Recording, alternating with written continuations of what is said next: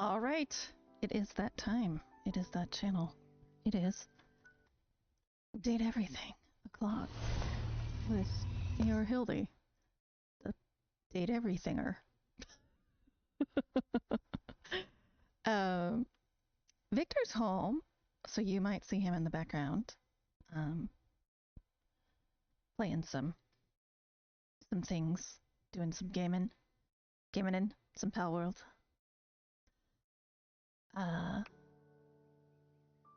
are we really just not gonna recognize Date Everything at all? There it goes. Alright. Every day but Wednesday, let's date some stuff. It's time. I'm not being heard. Well, that's interesting because I'm definitely being picked up on my stuff.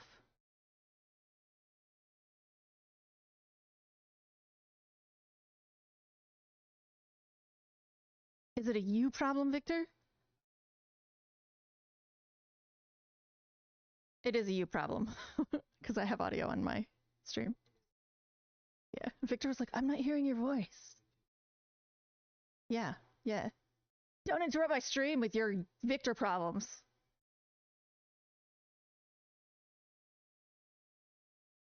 Okay, don't do that. That's a little extreme. Okay. Let's move along now. Let's date everything.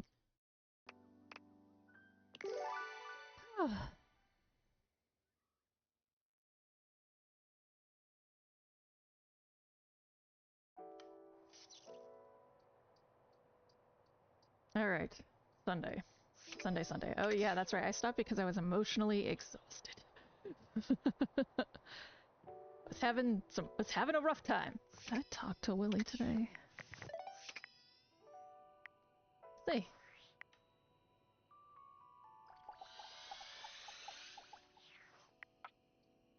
I did not. As you enter the office, an aristocrat in a powdered wig rushes Candelabra. past you. He seems quite offended. Your eyes meet briefly, but he doesn't bother to speak to you.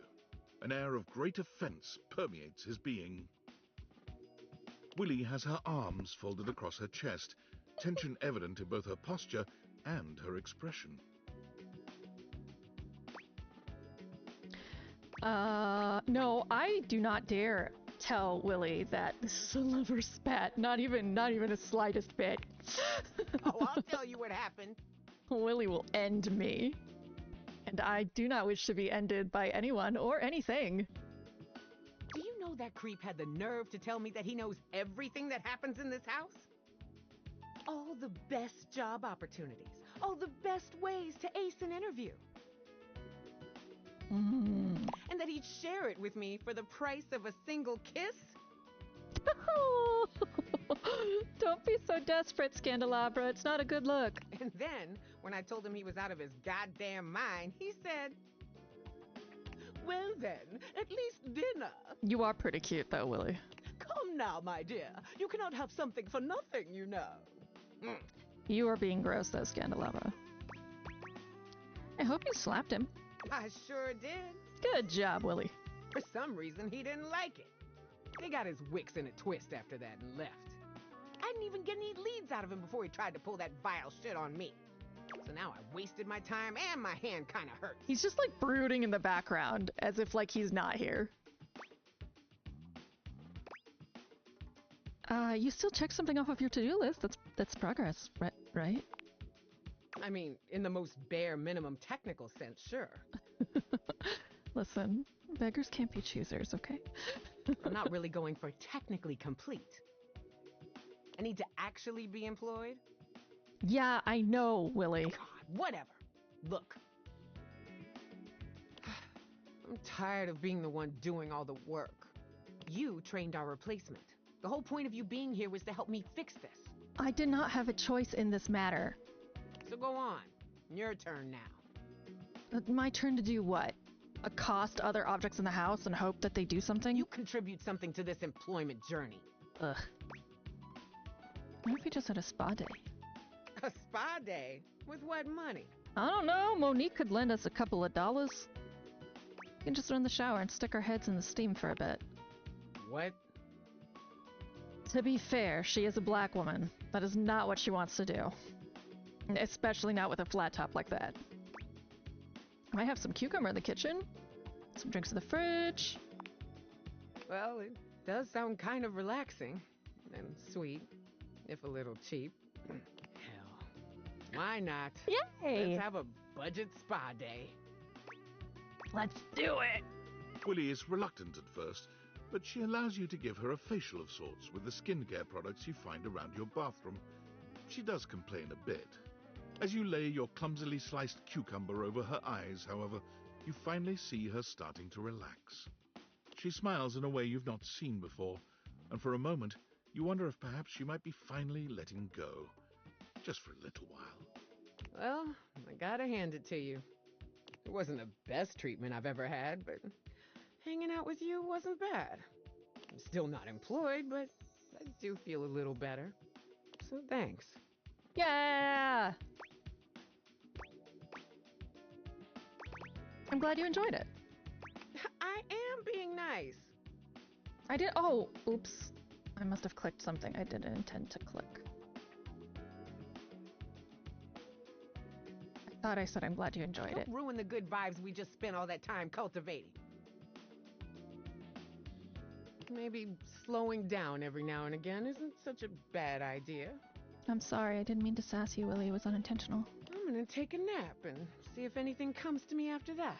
Yeah, relax. See you later. Being unemployed should not be this tough. Sleep well.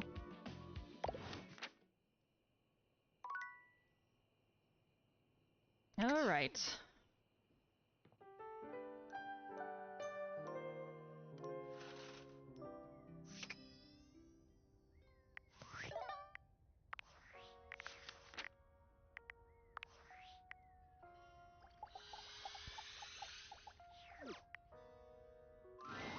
Willie looks positively defeated today, her impressive height reduced to a despondent hunch as she cradles her head in her hands. Her pretty face is wreathed in sadness. Oh, I'm sorry. Oh, thank goodness it's you. Oh my goodness, I am fucking up with this camera today.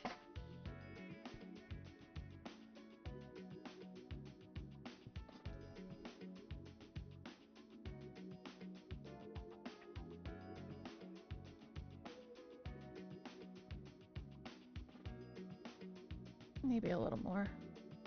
I don't know. Life is hard and then you die. How about that?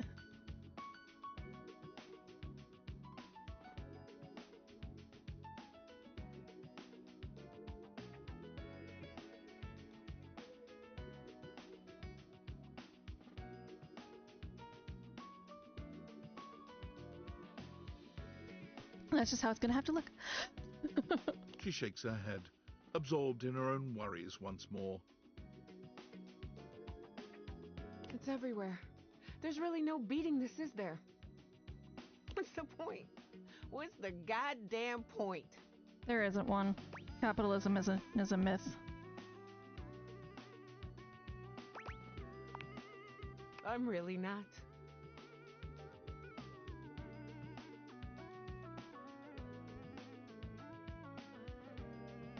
Company after company is banking their entire strategy on AI. Doesn't matter what your company actually does, or if AI has any real application in that field. Investors love AI, so everyone's just going full speed ahead into AI this and that. What the hell does work even look like going forward? Oh no, Willie. This is a tough question because I think about this all the time. What does it look like going forward?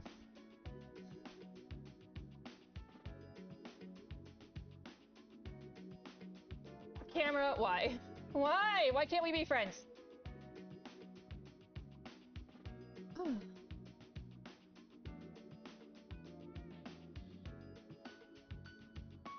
Okay, I have to stop fucking with it. This is what I have to do. Okay. There's gonna be 2 jobs left in this world, and both of them are gonna be sitting in front of a monitor and making sure an AI is doing its job right. What the hell does work look like in a world like this?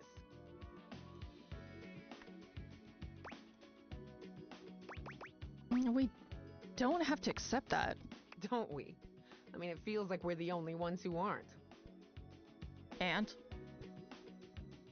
I know I'm the last one to speak on what it means to be human. And? But what does it even mean to be human in a workplace that's so ready to toss you out like yesterday's garbage? How does the abstract concept of work even continue to exist without humanity in the workforce?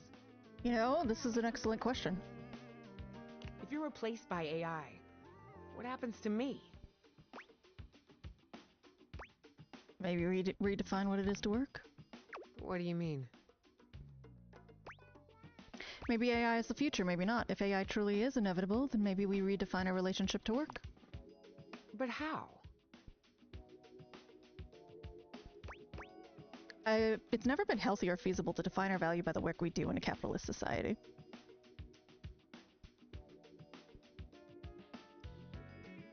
Are we gonna go down this path? Is this where we're going? Yeah, but it is a reality we can't change. Maybe we can't take down capitalism on our own, but we can refuse to let it beat us. I am just being fidgy today.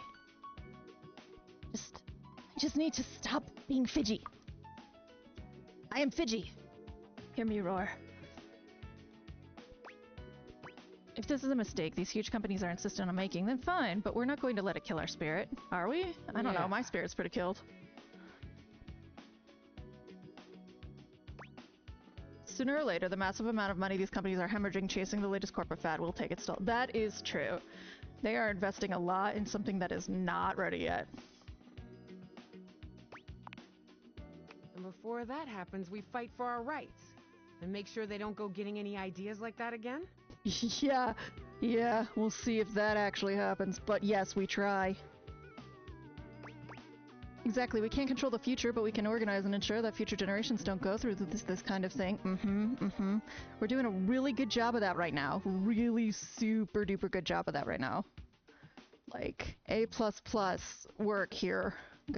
Crushing it.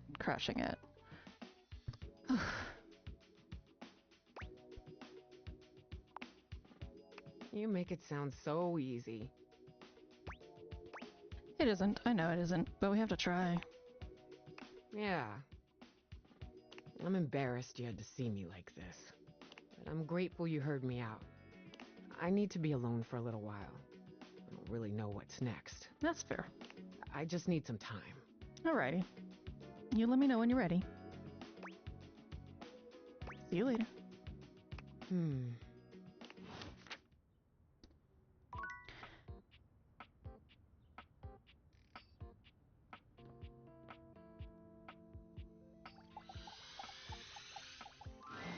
Well, all right then. We fucked up on our first attempt at a book, so let's try Here we both again. Are, bright-eyed and papyrus-tailed, shall we? Let's do it. With that fantastic red shirt, you're bound to have some good ideas. Detective Xander Wen went out the door, looking for crimes.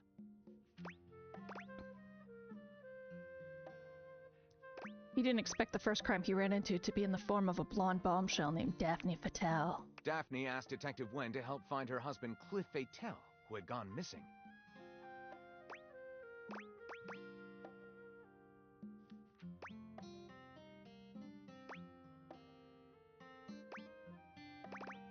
Wen asked Daphne when she last saw her husband. She replies at the Squid Cannery down on the Misty Wharf. Wen investigates the Squid Cannery, where he talks to the foreman, a foreboding and mysterious communist named Gregor Privyet.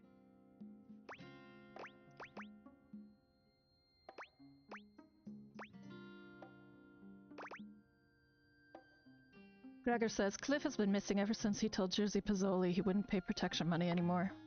Wen goes to Jerzy Pozzoli's cannoli factory on the wrong side of the tracks. His goons open fire.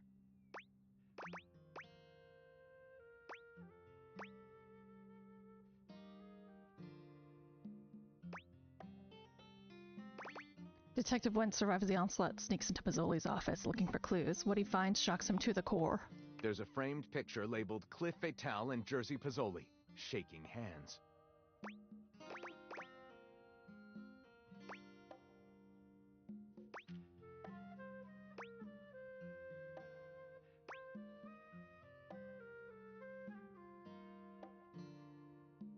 Suddenly, the windows blow out and the CIA rushes in. Agent Stone says, Detective Wen, this is our jurisdiction now. Okay, this seemed very noir up until the end, but at that point, readers will be hooked. I call it Night of the Assassins. Lyric looks at the story outline you've written and pronounces his true feelings. Looking at this, I think this will be one for the ages. I'll write it up right away. Unless you think we could come up with something better? No, let's go ahead with this one. See you soon, partner.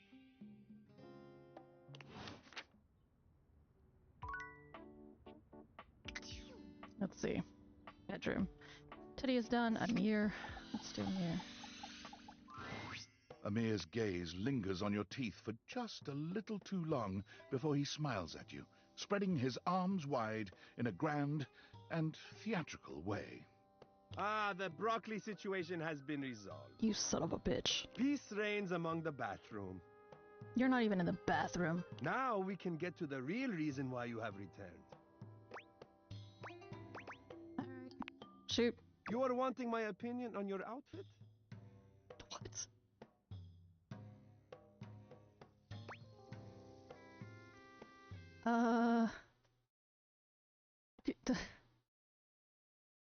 Okay, sure.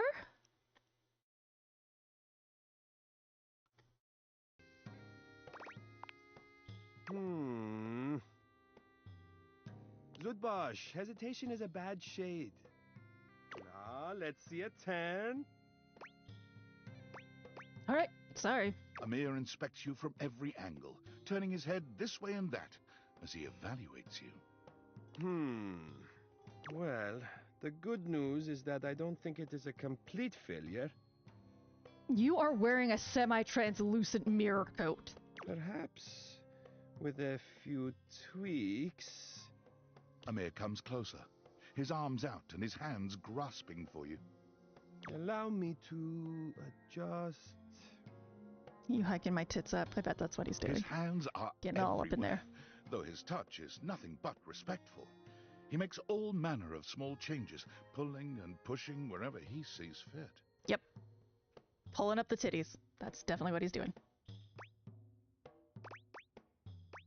Oh, that feels really nice, I guess. I mean, I have what are you doing, which I know what he's doing, or that feels really nice, so I suppose it feels really nice. It might not surprise you to let you know I am a masseuse as well as an arbiter of taste. Of course you're a masseuse. I am almost finished. Just a teensy bit more. There. Now, come look. What do you think? I look exactly the same. What? I'm sorry, whatever your styling was, I didn't notice a difference, my guy. Absurd! How can you possibly not see the distinction between what I have conjured and that almost careless display you walked in wearing? I don't know. What, you knotted the scarf differently? Stylists always knot the scarves differently. I am getting carried away. Of course it was not so bad, but I must have a moment to collect myself. Artists are delicate, okay? I cannot talk right now. Leave me. Yeah, so confused. Ah, please, I said go. Out. Bodo. Okay, bye-bye. Jesus.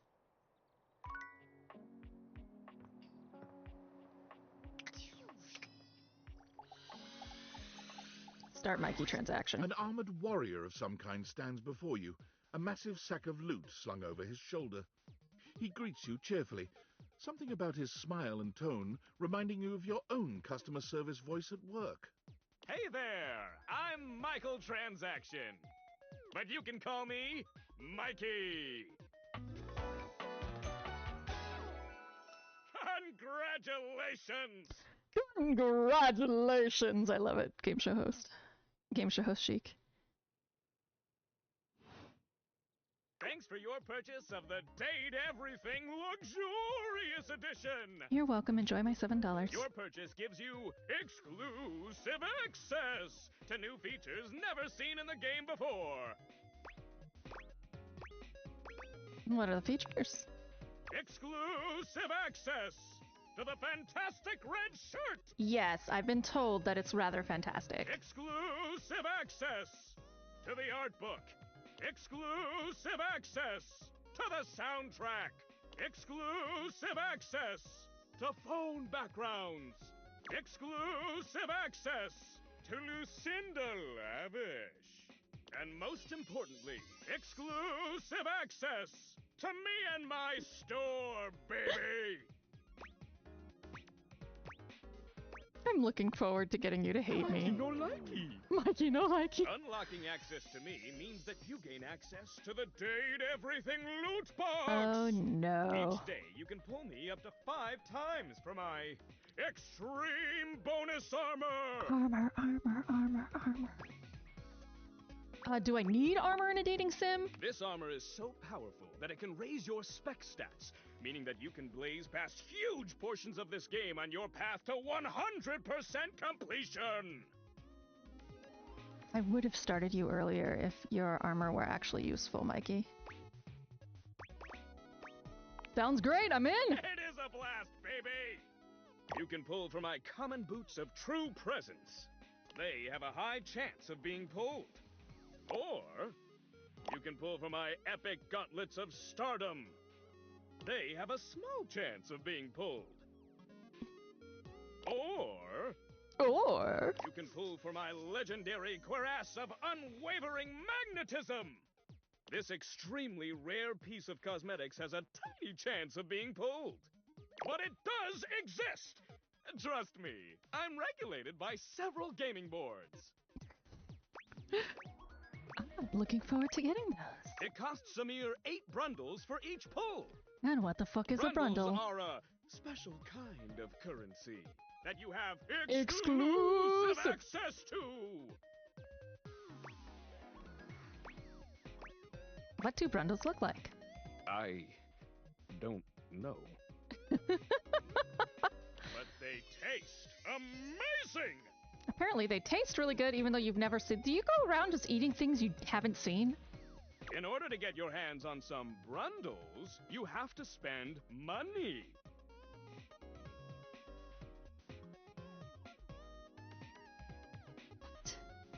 You get 5 money per day. Save up for big pools. How do I get money if I don't have a job? You're asking those thinker-type questions. I am a thinker. I love it. And I always have a great explanation. Yeah? So... Oh. Well, you said money with no capitalization. That's totally different from money with the capitalization. Oh yeah? So it's like currency versus the pound? Your exchange rates are whack, my guy. You have very little money. But just by being at your home, Valdivian pays out its employees 5 money per day as a way of saying thank. Do you mean thanks? Yeah, that. Come by when you've saved up enough money and pull me, baby!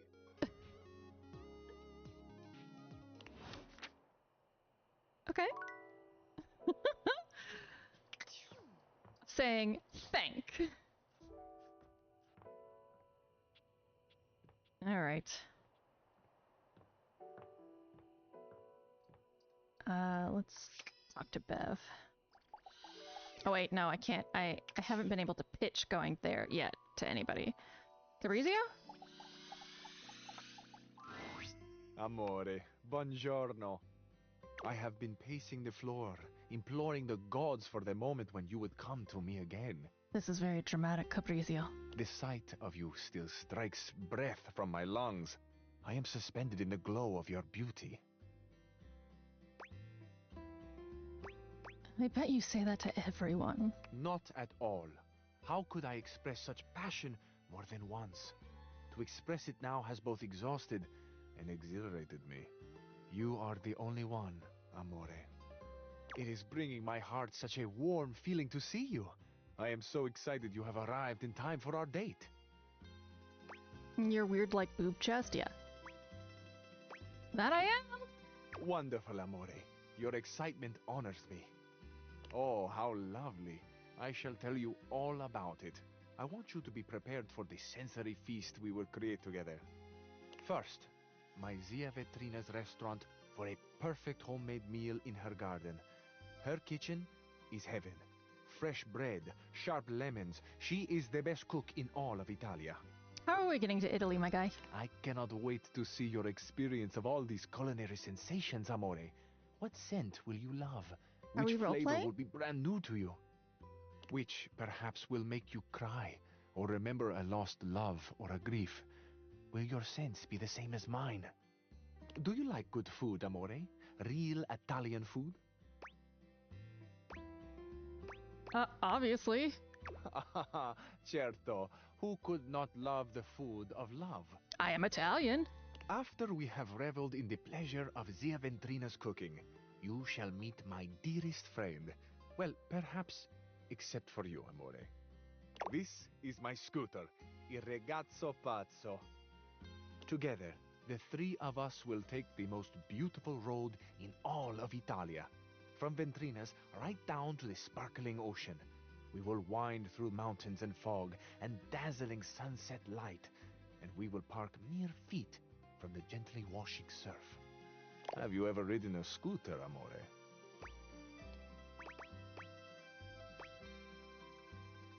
Haven't, and I'm totally in. Do you mean this ride with me? The most beautiful ride on the most beautiful road in the most beautiful country in the world. This will be your first? You may be my first for many things, Capriccio, but not sex. And you mine, amore. Oh?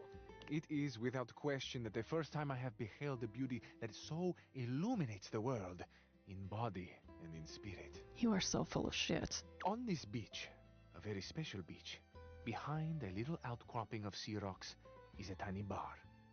At this tiny bar there are 3 stools and 2 tables for 2.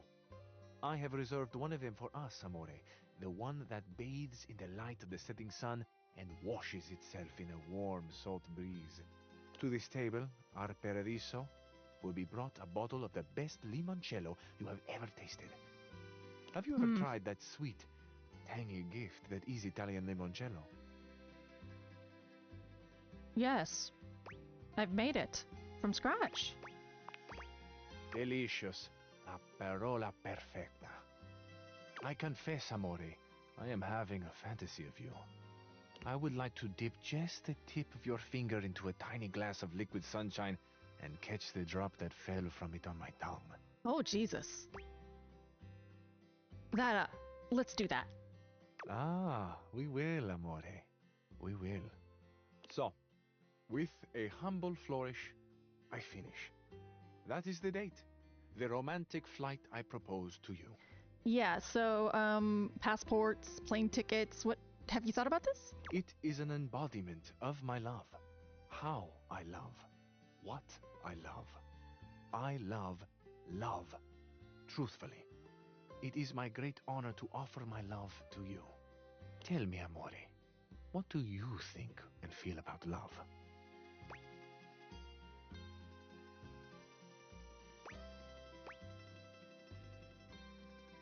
It's special, not easy, but special. I agree. There is something special about it that goes beyond words. I think often at night about love. The way the stars shine down, the glitter like the sparks in my chest when someone I desire, when you come near me. Sir? I am 900% certain now that you are lying to me. See, floating electricity. The night sky. Il firmamento. It is vast and close. This feels like Mamma Mia, where, like, the Italian's gonna suddenly reveal that he's one of 3 potential fathers. Hugh Grant will come out from behind, like, a dressing curtain or whatever, dressing a shade, one of those room partitions, and be like, I'm so sorry, I loved you all along. Ah, I can hear myself. Sometimes, when I catch myself in the throes of my poetry, Amore, I hope I have not embarrassed you. Not at all. Are you kidding? You're really, honestly, you are really talented at bullshit. Ah, Amore, the smile you create. Look at the sunbeams pouring out of my face now. Can you write poetry and write Il Ragazzo Pazzo, though? Ah, Amore, you have hit upon two of my deepest passions. Surely they can exist together. For what is a night ride through Roma Tranquilla if not a poem in motion? Just to see the cool liquid moonlight reflected on those ancient stones. This is just one giant diarrhea-filled fest of bullcrap. If you had to choose, and what a choice to make, Amore, between the sun and the moon, whom would you choose? The sun. The sun, see, so warm, lights the world and feeds the growing things. It shows us the beauty all around, and yet it can destroy. This is like the most genuine I think he's being, though. Some pontificating asshole who's like, do you believe in the sun? The sun's wonderful. Life is always in balance, is it not, Amore? Destruction and creation, danger and vitality, all at once. Love and death, dancing. Look, I'm so deep. Oh, Amore, you have truly unlocked my heart. I swear to God, if this is like an ending, I will explode. But I fear I may be sharing more than you wish to hold. Have you had your fill of poetry for now? I do love listening to you, but please, I gotta go. I love listening to you, too. What a gift to find this openness, no? It is a rare thing, a diamond.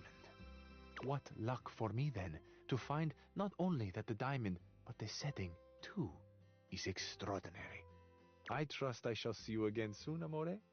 I find I need a moment to savor the world as I have known it. It's not carbs. It's actually technically protein just digested and shat out by a giant grizzly bear. Before I fall completely under your spell and am drowned in you forever. Just bullshit after bullshit, bear shit all over the place, trash talk. I will see you soon, without question. Show me how much more bullshit you got. Arrivederci, amore. Ciao. Oh, God. Oh. Buddy, that maybe worked when I was like 22. Ah, no, I once had a guy say, oh, there are stars in your eyes, and I was like, oh. Not anymore, though, bitch.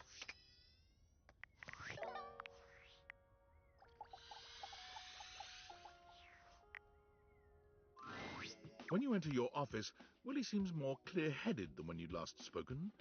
She seems happy? Happy? Hey! Hey, Willie!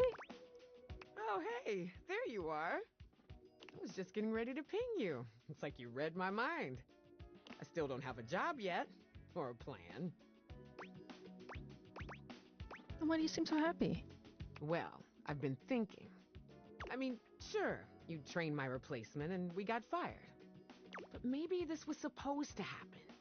If the future is that uncertain, if me and all my potential can just come in and get kneecapped by some insane, unforeseen development like AI all over the place, maybe it's time to stop worrying about what I could be, what I could have done, and just worry about who Willie is now. What makes me happy? I mean, doesn't pay my bills, that's for sure, but then again, that's kind of your problem, isn't it? Yes, unfortunately. And what could be more corporate than making the bills somebody else's responsibility, huh? In a way, I'm actually sort of killing it at this whole corporate job thing when you really think about it. You bitch. Now you're thinking positively. Right?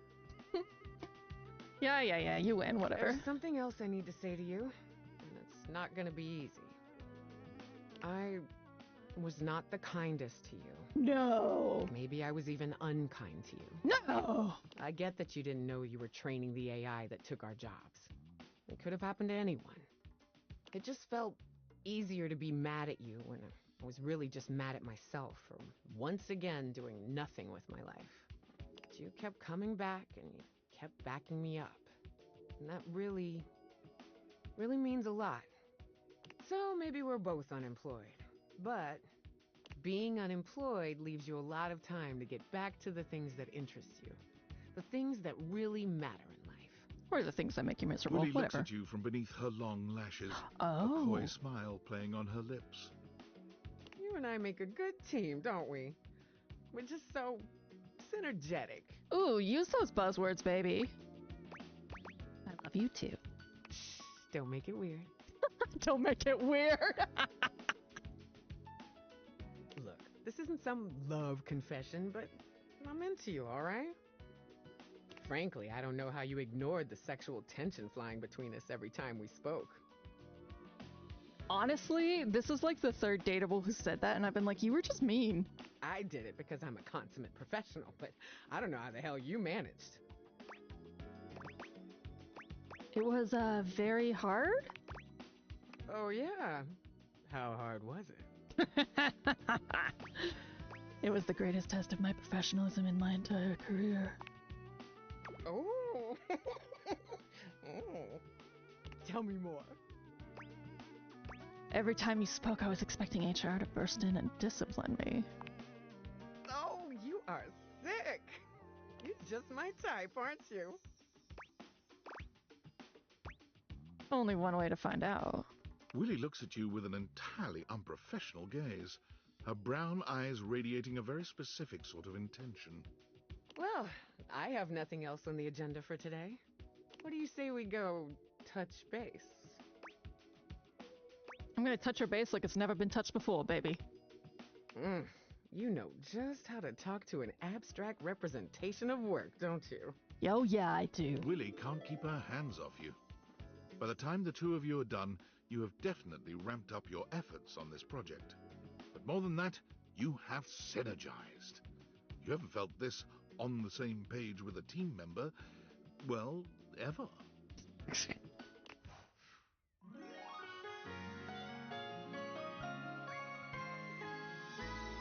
get to work. Let's see. 70, 65, 65, 75, 65. Okay. You are sass. Sassafrasy. Don't mind the design here, we're still work in progress. 65, 65, 25, 65.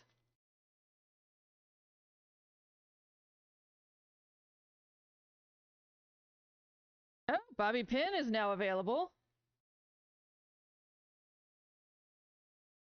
All right. Bobby's available. Let's realize a Bobby.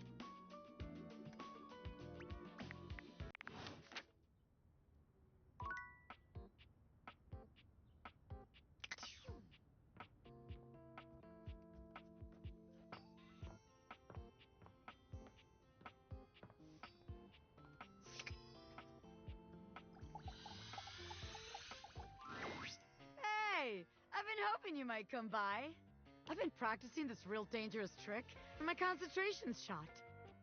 A little smooch could help me focus, you know.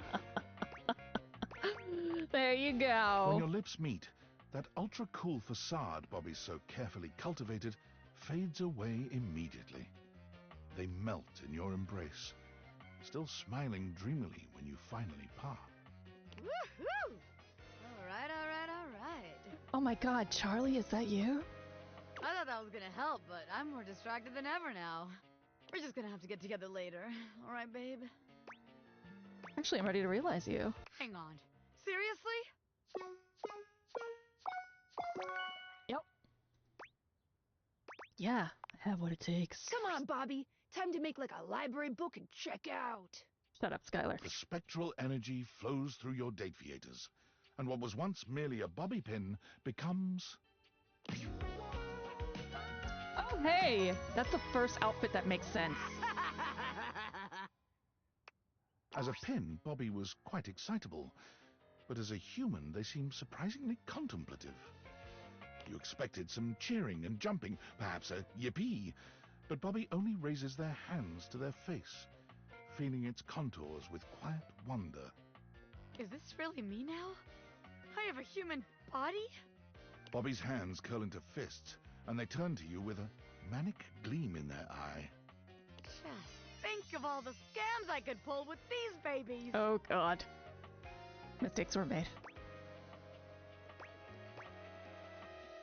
So many more fun things to do with a human body, Bobby. Bobby's excitement settles into something calmer, a heat that simmers in the air between you and sears you to your bones.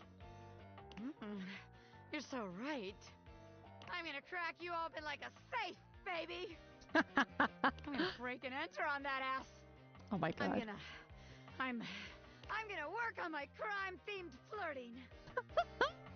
Let's just get out of here, huh?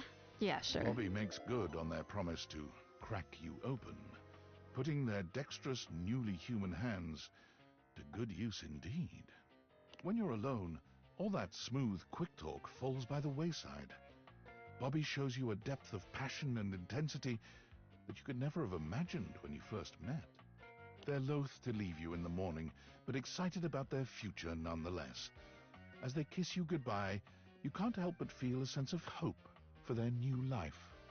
Bobby makes their way to Las Vegas immediately, bound and determined to make something of themselves as a street performer and magician. Upon arriving, however, they very quickly realize Vegas is a town filled with Bobbies, and the prospect of struggling to stand out quickly drives them to return home. Bobby bounces from place to place, searching for a career that suits them, but nothing is as exciting as magic or a hypothetical life of crime. When a 1920s gangster-themed bar opens up in the city just a few months later, Bobby takes up work as a bartender there, and it's there they finally thrive. Serving drinks and handling cash makes Bobby happier than anything they could have ever imagined. The sharp clothing and silly lingo don't hurt either. Tonight's special drink is the bee's knees. The cat's pajamas. Trust me, one sip of this will have you zazzled, suffocated, scrooched. Ha! That'll be 14 clams, darling daddy-o. They send you photos of themselves in costume often, updating you on their gangster personas' fictional happenings. Somehow, the more things change, the more they stay the same. But you're just happy Bobby is happy. Oh, that's cute. Good job, Bobby. You get your reality. Hey there, partner. Nice of you to drop by this place. It's real easy to overlook a coffee table, you know. Coffee tables got to play host to all kinds of beverages and snacks while the main event's going on. Ain't nobody interested in you, as long as you're getting the job done. And speaking of the main event, I'm more of a radio guy myself, but I've been real into this show lately. Real House Knives of Dallas. Real House Knives of Dallas? Oh, you wouldn't believe what those utensils argue about. Charity events and who ended up in whose drawer. Hoo-wee! Ridiculous. That's sweet. Talk about sharp tongues. Ooh. You don't strike me as a Real House Knives kind of guy, Abel. That's what Koa says. Try as I might, I can't seem to get him to see the appeal of the wives. Koa was fun in his own way, though. Right you are. Though sometimes I feel he's shut tighter than a clam, and that's coming from me. At least Kopi's into him. Wouldn't have thought Kopi liked reality TV. I wouldn't have guessed myself, but you see what happens when you judge a book by its cover? Anyway, she's real big on house knives. She didn't used to be, but she'd be coming and going making drinks, asking me about why this one don't like the other one. Next thing you know, she's joining me on the couch and having her own opinions. But you ain't come here to talk to me about house knives, did you? So tell me, what can I do you for? All's well here in the living room. God damn it, Abel. Been working real hard today. Think I might take 5 and go get some coffee with Koa.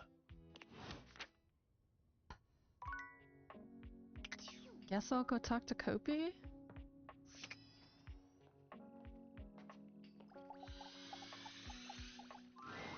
It's my favorite customer. What can I get for you today? I don't think I'll have any coffee today. Oh, all right then. No problem. We'll see you next time.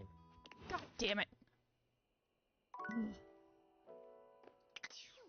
Don't know how to crack that one. Let's see. Let's talk to Dasha. I think I may have failed in getting her to date Abel, so I might as well just finish her. Finish her! Ah, you wish to continue going on practice dates with myself? Yeah, practice dates, Dasha. Here are the potential locations for these dates. The bowling alley? Here we are, at the bowling alley. So cute! It is time to rent stylish bowling shoes. Stylish bowling shoes. We are approaching shoe counter. The clerk looks us both in the eye and asks what we need. I need you to hook up with Abel. That's what I need. Stop this charade! What will you do?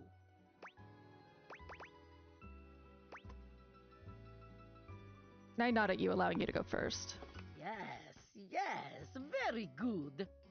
No judgment or embarrassment. Feet are only feet after all. It is not the size of the foot, but the amount of ass kicked that counts. I'm gonna use that. It's not the size of the foot, but the amount of ass kicked that counts. Excellent. Simply excellent. It is time to use ancient bowling alley computer to input our names in time-honored bowling custom. Ancient bowling alley computer. What do you put for our names? A cute nickname for each of us. Oh, yes. Adorable. Sweet. Just lovely. This is excellent move to begin date. You will capture my... the date's heart in no Finally, time. she breaks. We are bowling, and you've just hit strike. How do you react? High five you. Yes, very good. A high five is always welcome in such a situation. You can allow your date to appreciate your strength while celebrating your victory in a considerate To way. appreciate your strength. Are you suggesting that I smack their hand hard enough that it hurts? Wonderful. So they can know my dominance? Very good. You are becoming quite the charmer. There is always more to learn. We will continue next time. See ya. See you again. Lord Almighty. Okay. Swear to God. Y'all are so fucking difficult.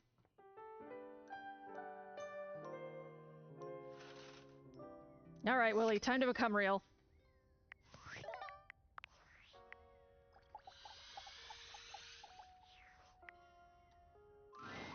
Hey, hon. We're still on for later, right? Actually, I wanted to talk to you about realizing you. Oh my God. Really? No interview or anything? Realization? Just like that?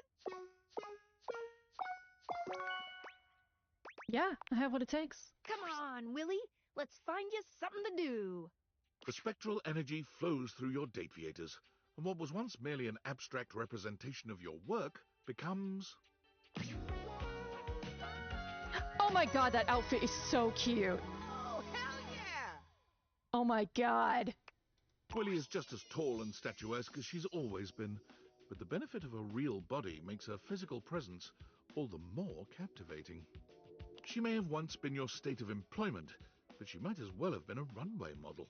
She is magnificent, effortlessly graceful and poised, even in this moment of supreme happiness. So this is what it is to be human.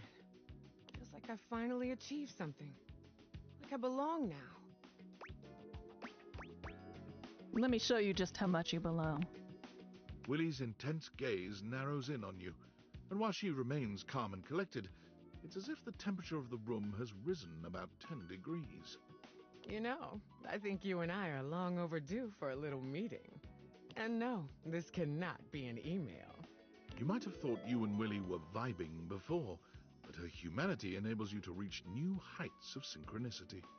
Willie ensures every item on your agenda is thoroughly addressed, line by line. And when all is said and done, you peek together multiple times, your hearts in perfect organization. Willie is quite satisfied with your work, for once seeming entirely certain she's done all she set out to do. When she leaves the next day, you can tell she's nervous and excited. Her future may be uncertain, but she's ready to embrace possibility. Do we have like a fraud mill or something? Like, we're just making IDs? Like birth certificates? Willie's journey to find herself as a human is a true journey in every sense. She travels the world, trying out various careers and sampling the local cuisine everywhere she goes. Yeah, like just printing out fake money. You're not really certain how she's funding this journey, Yeah, there we go. frank. When you ask, Willie only tells you not to worry about it, and that Valdivian is making good on what they owe. Willie eventually ends up right back where she started, at Valdivian.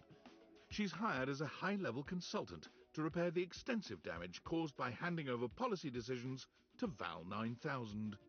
She works remotely, so she frequently sends you photos of herself at the beach with a laptop and a drink in hand. Could I get another one of these coconut things? Thanks, honey. What?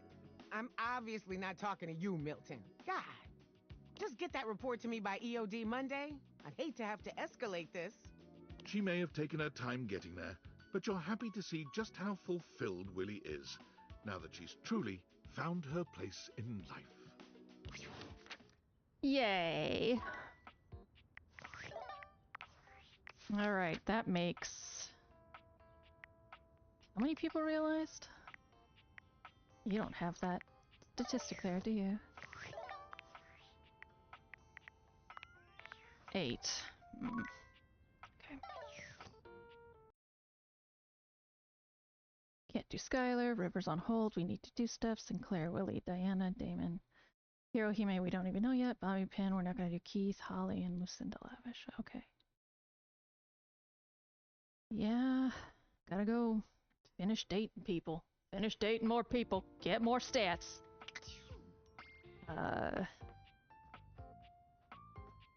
Suppose we'll talk to Amir.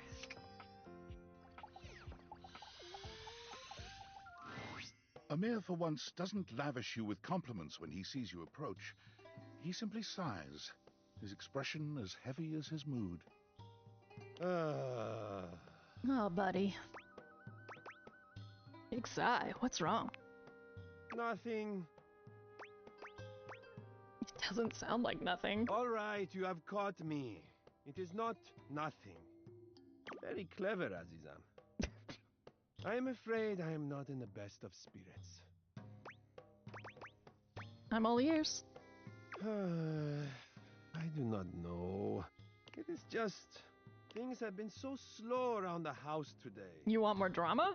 Everyone is off being too busy with their little jobs and their little hobbies, completely abandoning me. It is very selfish. You're just bored? No, I am not just bored. I am desperately bored. It is sad reflecting on my own. I'm lonely. Aww. What if I kept you company for a bit? Yes! This is cute, but also sad, but also cute. Yes, I would like that very much. Got anything in mind? Well, other than gazing at each other... Oh, let us read from my favorite Lewis Barrel novel, You the Looking Glass. Oh no. It deals with the young Alice's adventures as she stares directly at a mirror for hundreds of chapters. Oh my god, no. That sounds good. Well then, let us settle in for some companionable reading. Thank you for cheering me up, Aziza. Oh my god, what the hell? It's okay, you're welcome. And once more, we stand to face the music. Let's see what our darling support groupies have to say. This book is splendid. We very much enjoyed reading it. Wall. Yay! Perhaps it is not true literature, but it should sell quite well in today's marketplace. Thank you for your support. It's what we do best, Lyric. Well, should we go ahead and publish? Yes. Marvelous! I'll submit this to Mac right away. Mac is our publisher. Alright, so mission Abel. No, you were talking about Keith, so we've already done. You know, I don't even know what to do with you, Abel. Everywhere I talk to you, you're just like, yeah, I'm just gonna go do something else. Bye.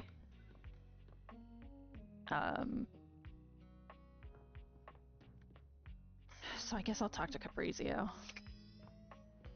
Oh. Buongiorno.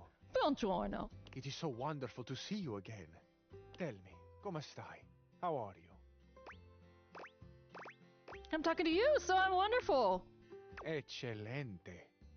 I was just thinking that today is a beautiful day to smile. Get the fuck out of here. Have you never had anything go wrong in your life ever? And then, here you are.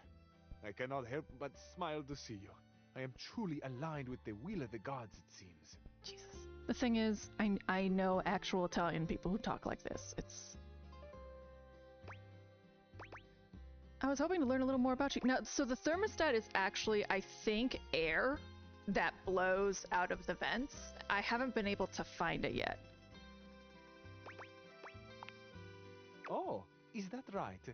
I am tickled by your curiosity. Yeah, how about you? I have always loved this phrase, tickled, and it is truly how I feel. I giggle and twist in the warm light of your interest. Oh my god. If you are truly genuine, I don't know how. Who is Caprizio? I am what you see. I am an open book, amore. You know me already. A handsome cabinet with a passion for il ragazzo pazzo and the curves of your body. I feel like this is what happens when white male privilege and good looks combine in a nice person. This unbelievable emptiness of bullshit. Surely, you aren't dissatisfied with me already? This sexy, jacketed being before you? No, just want, like, details instead of your bullshit. Like... Then ask. Anything for you. Who is the last person you got in a fight with? When you're pissed, you know, do you, like, punch the wall? Or do you go on a walk? Do you do yoga? What's the grossest thing you've done? There, I'm fine. Do you like yoga? Of course. Anything that keeps me fit, limber, and ready to make love Oh to my you, god! Alchiore non si comanda. You can't rule the heart. Lord. It is a popular saying in the romantic comedies. No, it's not. I find it especially true right now. Maybe it is in Italian. The heart wants what it wants, no? You don't even know me! You watch romantic comedies? I do. I love them. I would say it is a guilty pleasure, but for that saying to apply, I would have to experience guilt. It's true. You should not feel guilty about things you like. Which I do not. Guilt is a wasted emotion. Telly treats me to a good movie every now and then, and each occasion is the source of much celebration and excitement. Guilt is not a wasted emotion if you have done something wrong. What can I say?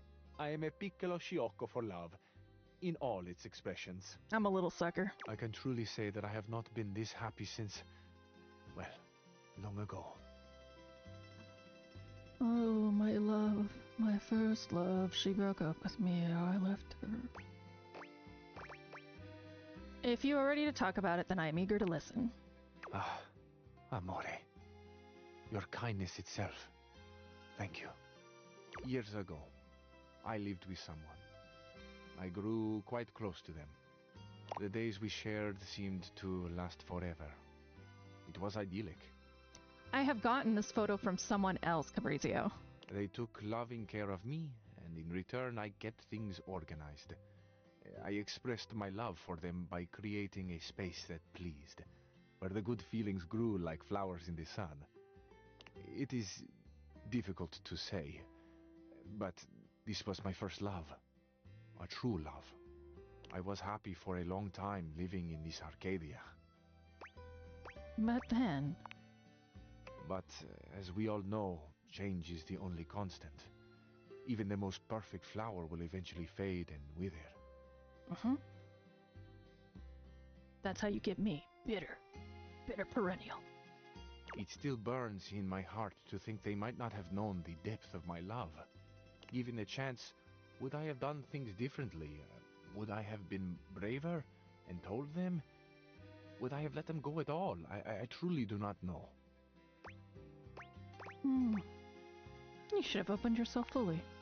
When I say I have painful memories, I do not mean the pain is from someone hurting me, or the pain of loving the wrong person, someone who would not love me back. I loved them with my life, and then one day they were gone. The moment has passed. I wonder so often where they are now, how they are doing, are they happy? There is so much unexpressed, so much I still carry that, in truth, is not mine at all. It belongs to them, this love, this gratefulness. You are genuinely just a nice person. It kills me. I never got to tell them thank you. Thank you for sharing this. Amore, I have not ever thought I would grow so fond of We barely know again. each other. I did not believe I had the room for such a glorious bloom to grow a second time. But here you are. You are this spring after a long winter, and I could not go on without sharing this with you. It is my past. It is so much of what I carry. Thank you for listening. Thank you for the chance to know you. That was more sacred than an old candy bar. Nope. I'm gonna be You're nice. too kind. It feels inevitable for me to tell you now that I love you. Of course. I don't know how strong... I have never seen someone come on so strong. I love you too, but I cannot help but wonder something. What's on your mind? This story sounds very familiar to me. Familiar? Yes, something about your past and your stories in general. Ah, that. Yes, I might know why that is. I have something to confess to you. Yeah, it's all made up! Go ahead. It's alright. This, my life, my stories, it is all from the movies that are near and dear to my heart. I wish more than anything that I could travel and be worldly. It has been such a deep and passionate dream of mine that I think I have gotten lost. I've created a life that was never mine. Of course, part of it was that I so wanted to impress you. I have watched you, and you have fascinated me. But it was never just about you. My spirit yearns for something more. My heart cries out for adventure, for espresso under the ancient archways, and the music and the calling voices. Ah, amore, my love, I am so sorry. Please, please understand.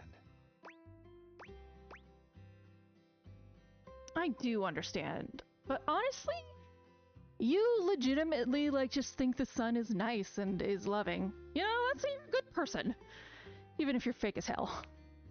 Oh, my love, I sing your praises until the world ends. Amore mio, my heart is a field of wildflowers, swaying gently in the wind, tended to by the earth and sun. This is terrible. Why did I even encourage you? I have always wanted a beautiful garden of my own, but to think that it might grow here, in my heart, to think that I could share such a private abundance with another who sees the flowers in striking hues as I make them. The infinite color and riotous beauty beams from me. The way you have made me feel is unreal. This love will be our masterpiece. To have the full beauty of the world An exquisite you. My life reflects in on itself until I am blinded by how much I see. Amore, you are eternally the brightest star in my sky. Te amo.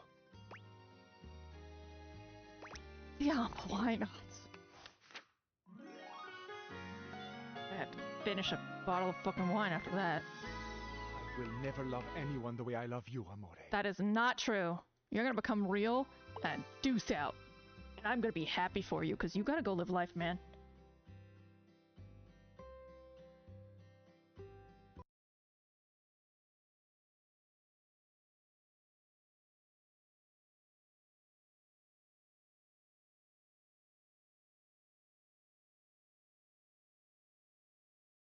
Ooh, we got someone new. Hoove. Okay. Well, fine.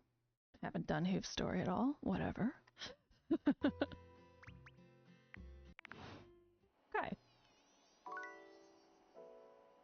Let's see if I can find Air. Someone said her name was Erin.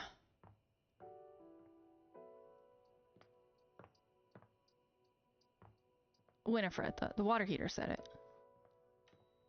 Oh, walls. Walls? Okay.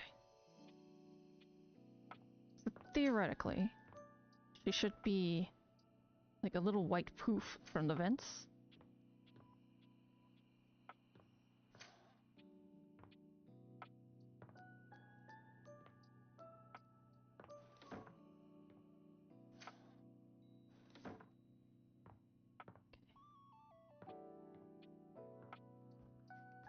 It's on in the office.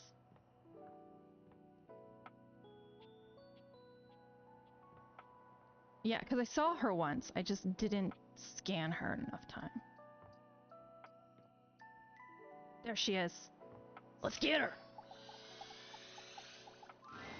I had taken notice of your exploits. Oh!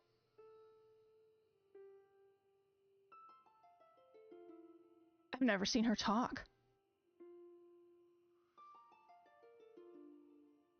Lately, you have been choosing to remain still, to breathe, to take in the world around you. This pleases me.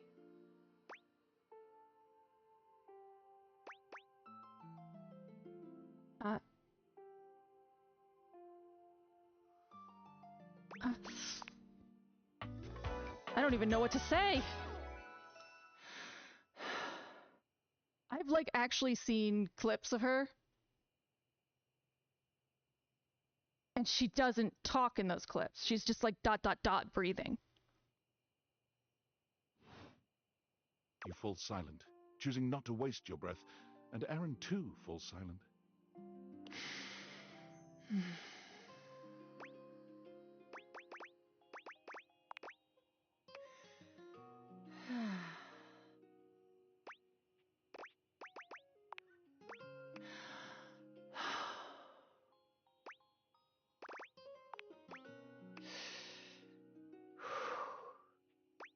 I have no idea what's going on.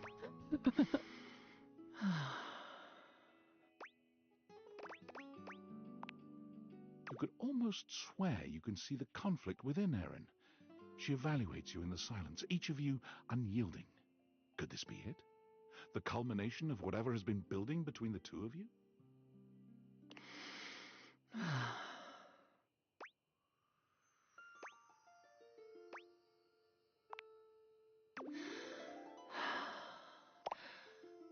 Okay. I seduced her. She said 21 words to me, I think. Whatever. I'm sure, like Wallace, there's probably a different story you can do with her if you answer differently, because like Wallace, turns out you can get him to speak in real words. But I didn't do that. Is she poise? She's poise.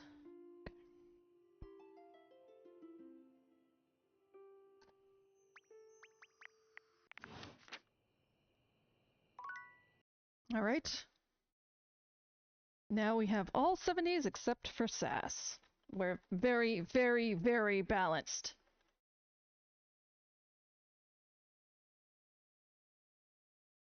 Let's see. Jeremy? Oh, Jeremy. Okay. Jeremy. Friar Arrow, gross. But I guess I have to do it eventually. Harper. Oh, goodness. Alright. To bed. To bed with us. Tomorrow is a day of making people.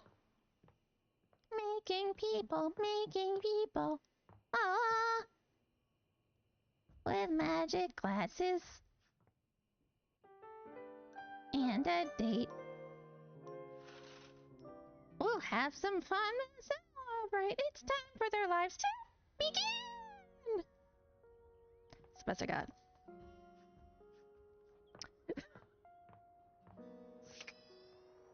Alright, Jeremy. Oh, hey, lover. How's it going? I've been thinking that I want to realize you. You mean turn me human? Gosh, I don't know. I'd half my chances when auditioning for the kicking. Only 2 legs. Only 2 legs. Even with just 2 legs, you're still a knockout. Okay, Jeremy, break a leg. Or at least enjoy walking on 2 of them. The spectral energy flows through your Dateviators, and what was once merely a chair becomes... I hate that jacket so much. Woohoo! Fuck is that? Wow! My newest role! A human being! It's so unattractive. Hang on. Let me get into character. Hey, everybody! I'm a human! I need to do my taxes! Wait, go back. Oh, I'm gonna bang my foot into the chair and then blame her for it, even though she can't move and I put her there! Tell us how you really feel. I spent 7 hours today doom scrolling on my phone. Why do I have anxiety? You know what else humans can do? Sweep her off her feet, yeah. You sweep Jeremy up into your arms in a bridal carry. Oh my gosh, the middle of me like bends now. It's so easy to hold. I wonder what else I can do. You gonna show me? With a nod, you and Jeremy dance your way to the bedroom. Unsurprisingly, Jeremy immediately takes to the concept of roleplay. It takes a few characters worth of foreplay to find the groove, but once you both get into character, you have an incredible time. Laughing and joking your way into the sheets, falling in and out of giggly makeout sessions. Aw. You go, Jeremy. Let's see. We have... Alright. Let's go talk to Harper.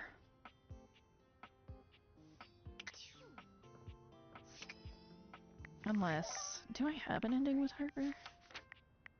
Ooh! 99! Get close.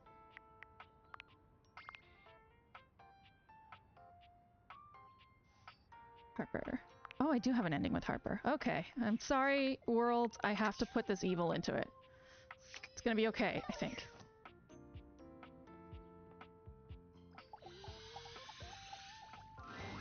Hey, bestie!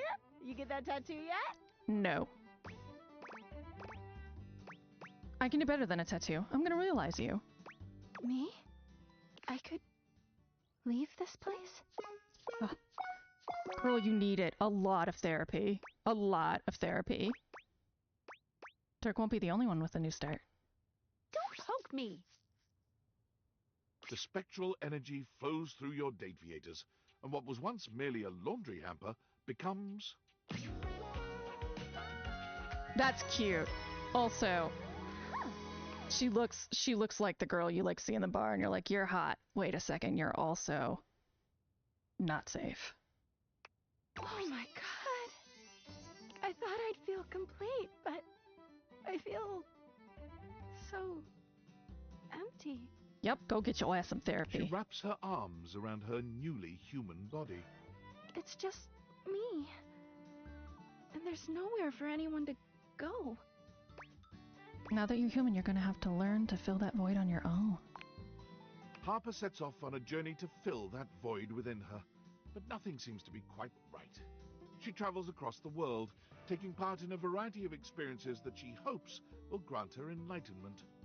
But nothing works. It comes to her suddenly one day, while she's sitting in her apartment, watching reruns of a tattoo competition show on reality TV. Permanent artwork on your body.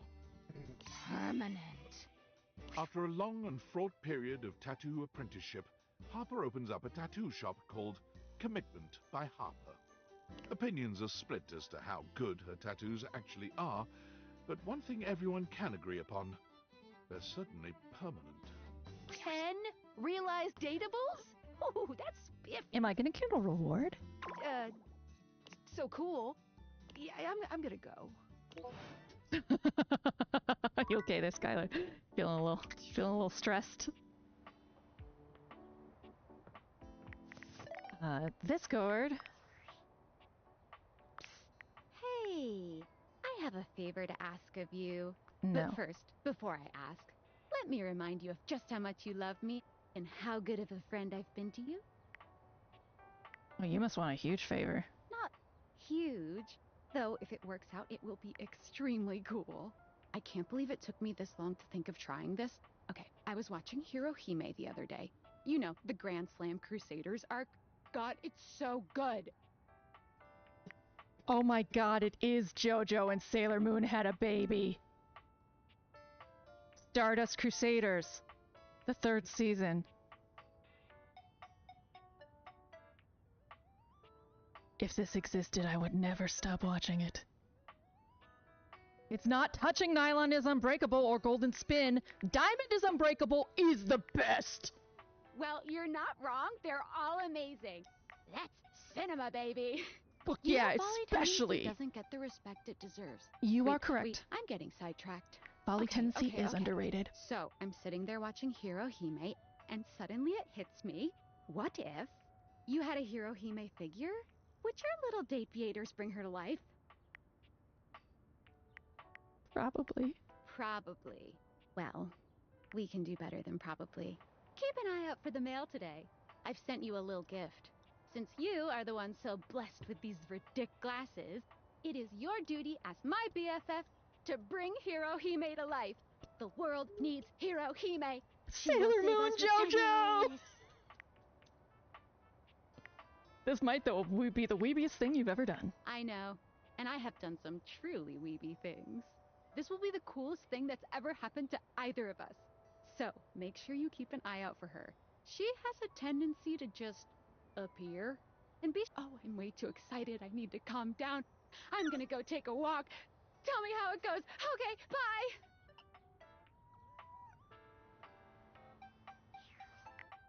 My lifelong dream of fucking Sailor Moon's gonna come true. And we get to do it JoJo style. I don't even know what to do. The fashion. The stands. The drama. The music.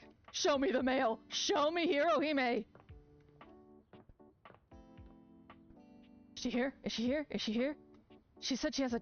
Okay, she said that she can just appear. Should I look around for her? Is she somewhere?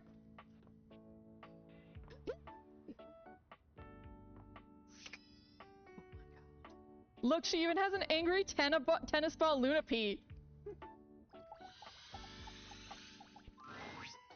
gosh, I'm late for school! I'm gonna die. Y'all. I have a Sailor Moon half sleeve. It was more than $1,500. This is like... I don't know how the universe was like... You don't understand. I've watched and read everything JoJo is, as well.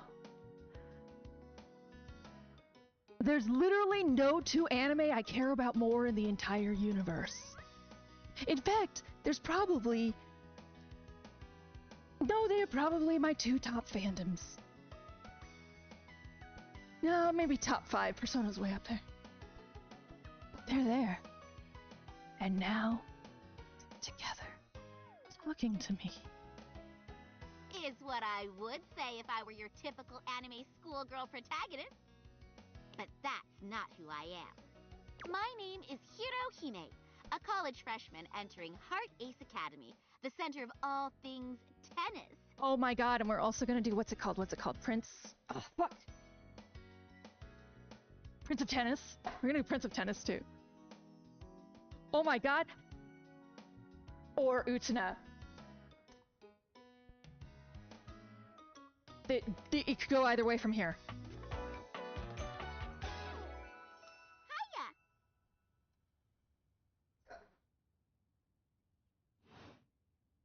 Tennis athletes from all over come to Heart Ace to train and challenge each other. Instead of a Joe star, it's a tennis star! Or a B star! You're just smashing all of them together into one great ball of awesome! Right, Nekobaru? Nekobaru. Luna P. Is that a floating tennis ball cat? Nekobaru. Oh, I'm sorry. Here, let me start over. Hi, I'm Hirohime, and this is my tennis ball cat, Nekobaru. I'm happy to answer any questions you have. I have a few. Go for it. I'm happy to answer any questions you have. What can I fill you in on? What anime are you from? Starlight Overheaders, the anime. A magical girl sports anime with a single core of 12 episodes. Since most popular sports anime rely on teamwork and the power of friendship, the production committee felt like tennis had an unfair disadvantage of being depicted. The idea of a doubles team was considered, but the creator decided on adding the magical girl flair. But the animation wasn't great from what I remember. Unfortunately, it wasn't very Sakuga. But I'm surprised you remember. I'm kind of surprised you know that you're from a show. Well, I am an anime figure after all. We come with all the lore necessary. All you have to do is awaken our essences. Anything else? What's a tennis star? The tennis star is the greatest tennis player alive and the hero of Heart Ace Academy.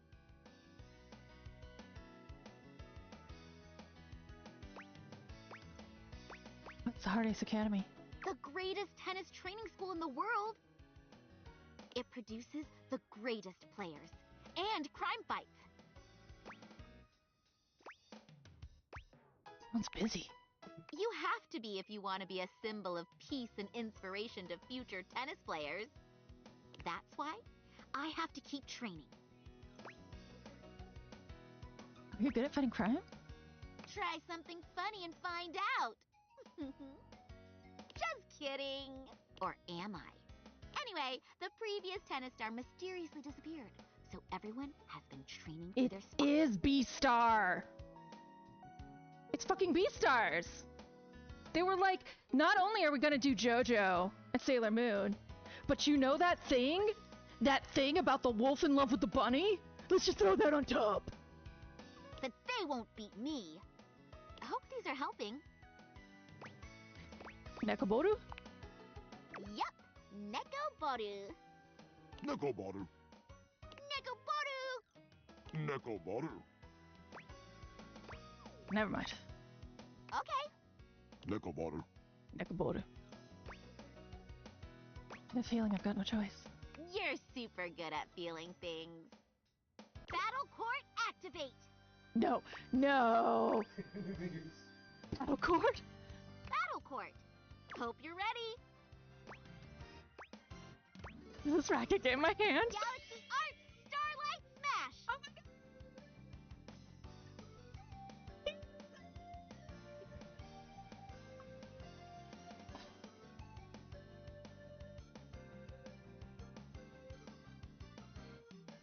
I'm streaming Judge you! How are you gonna return that?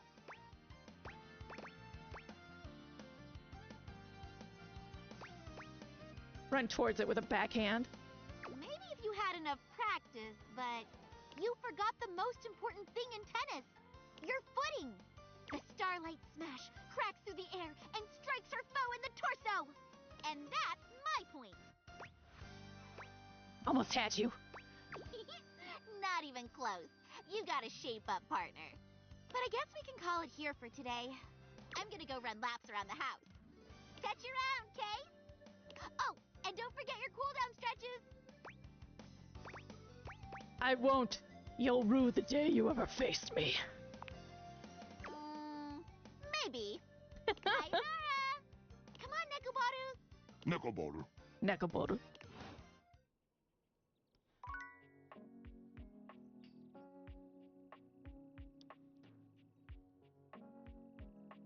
So happy.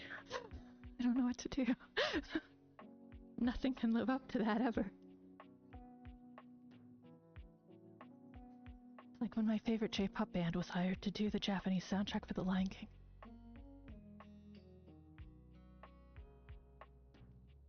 Or when I found a pig in the park on a leash.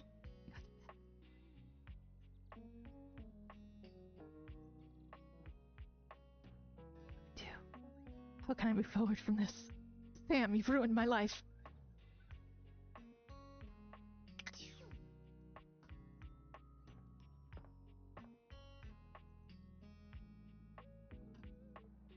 I have to move forward.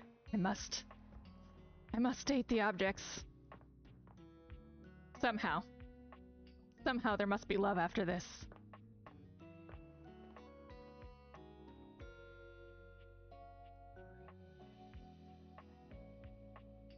Okay. Let's try and fill the data decks. How about that? Woo! I'm so overwhelmed and happy.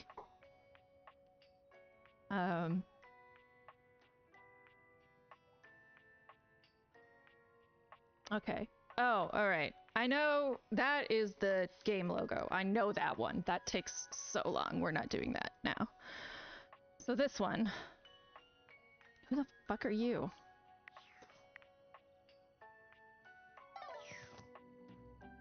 Okay, actually, let's look at that silhouette.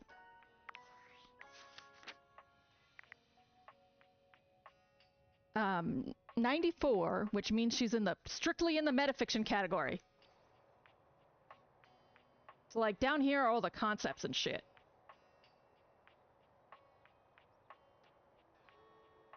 The last like real person is Holly, and then you get Aaron, this person, Sassy Chap, the Ghost, Lord of Shadows, Doug the motherfucking asshole, Nightmare, Rejection, Microtransactions, and Random Drops. Okay. So you have something to do with the video game. Or like, the concept of the video game.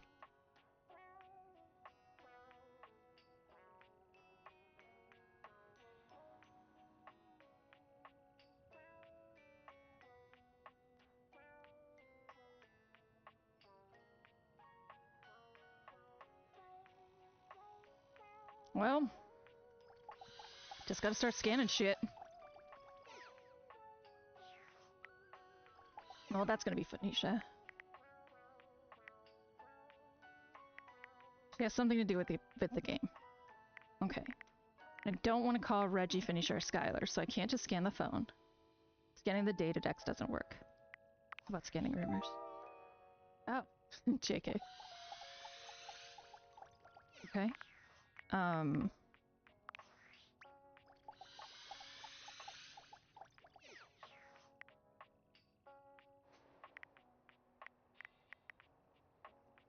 already know it's not this cord, because that's how I found Willy, was I scanned this cord and then I scanned workspace.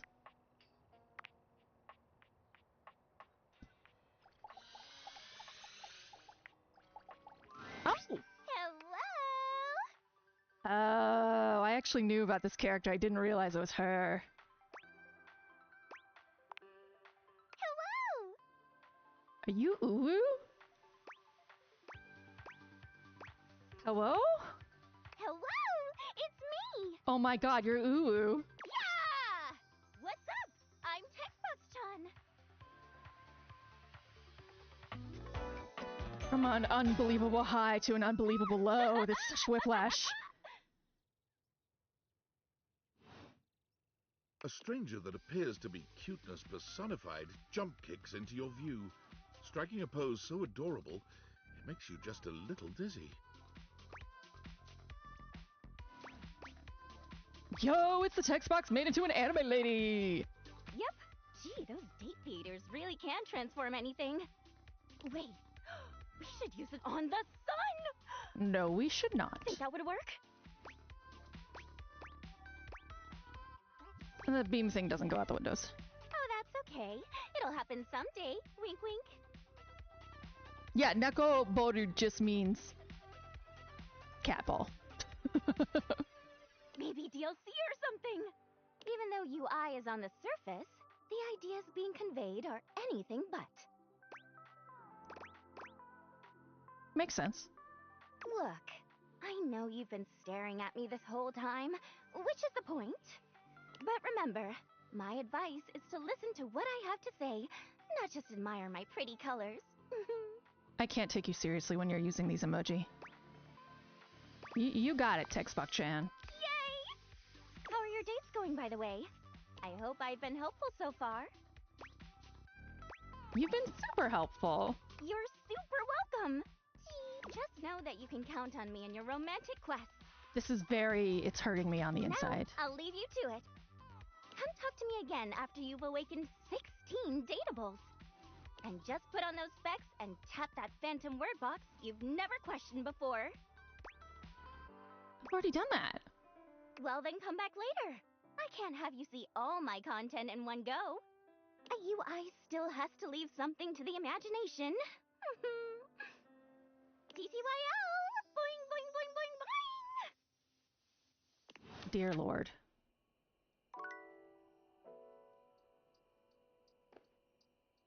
Okay. Okay, let's talk to Kopi. Koa. Koa gives you a friendly wave, patting the couch next to him. Hey, buddy. Come over. Take a load off. You in the mood to talk today? Oh. Guess not. But you should sit anyway. You take a seat next to Koa, and even though he says nothing, you can tell that he seems happier just to have you here. He closes his eyes, a small smile on his face.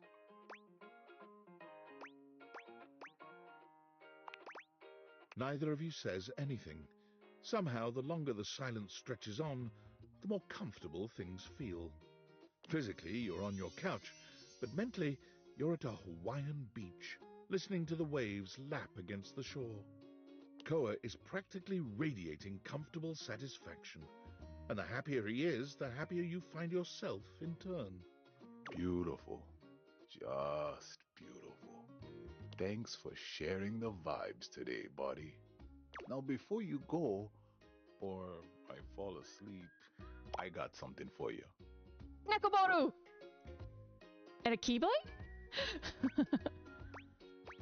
You found my car keys! Sure did. You haven't really been going anywhere, so I wasn't rushing to find you and give them back. But us being cool felt like you should have them back now. Thanks. No worries, buddy. Man, sitting here with you really just puts me at ease. I'm gonna get some shut-eye. If you want to stick around, feel free. Thanks for sharing the silence with me. You and Abel both, man. I feel like you're cruising for nervous breakdowns.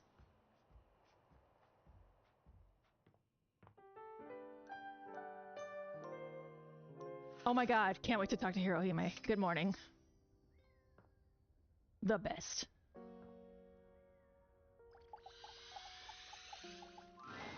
Morning! Good morning! Nekoboru. Nekoboru. Nekoboru. Nekoboru. So, I was thinking about our match we had. Not only are you out of practice, but you're out of shape, too. I just did all this working out with Dunk. Don't judge me. Literally never played tennis in my life. Great! I'll I'll be your senpai then. Oh, over it. Tennis is a great cardiovascular activity. You gotta increase your stamina and your skills to keep up.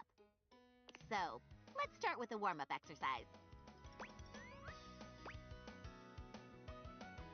Can't scare me. I almost won the Presidential Fitness Award in 4th grade. Almost. That's probably not good enough. Battle court activate. Okay, we'll be doing sidestep running drills. Easy peasy lemon Glad to hear you're so squeezy. confident. Believing in yourself is key to becoming a tennis star, but you've got to have the skills to back it up, too. Challenge yourself and work hard. Remember, your movement should feel natural and bouncy. I can feel it. I'm a bouncing baby tennis star. More like a future zygote. But we'll get there. Doing this before every game will help improve your feet's reaction time. I'm really feeling like I might be a natural. I'm so proud. Don't lose pace. Come on, just do a few more. You're almost there. And done. All right, take a breather.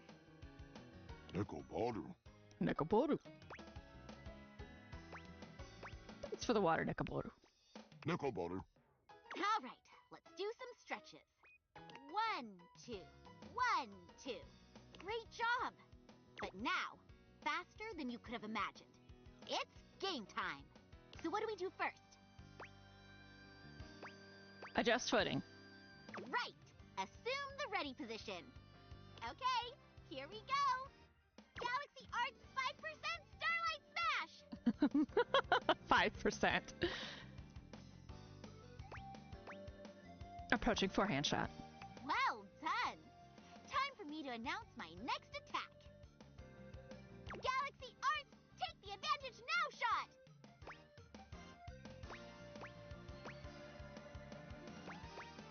Step back and swing. Not a bad defense. But let's see how you handle this. Galaxy Arts, pierce the heavens lob! The rival froze. You're the rival, by the way. Sorry. They had never experienced a shot like this before. The ball arced perfectly towards the heavens, eclipsing the sun. Aren't we in an indoor court, they thought? And why is she narrating my thoughts? None of that matters. What matters is how I follow up a slow-moving, easy-to-hit, falling target like this. Overhead smash! That's right. I should smash it back. But wait! Why is she at the net? Why is she trying something so risky? Is this the semi-supernatural part of a sports anime? The protagonist's not-so-unrealistic superpower to show that they're special? Is all this too much expositional dialogue, or does the player not watch enough anime? I've seen enough anime. I understand that this is normal. You should have kept me back at the baseline. Because up at the net, my reactions are sick. Galaxy reaction, super volley counter cannon! And just like that, the match is over. 60 points scored in a single counterattack. That's fucking bullshit. Woohoo! That was a great rally. Let's call it for today. Your footwork already improved so much during that match. Nekoboru. Nekoboru. See? Even Nekoboru agrees. How was it for you? I feel great. Yay! Let's close out with a light cool-down jog while we chat. So, what kind of anime protagonist do you like following? I'll take an underdog klutz over an overrated chosen one any day.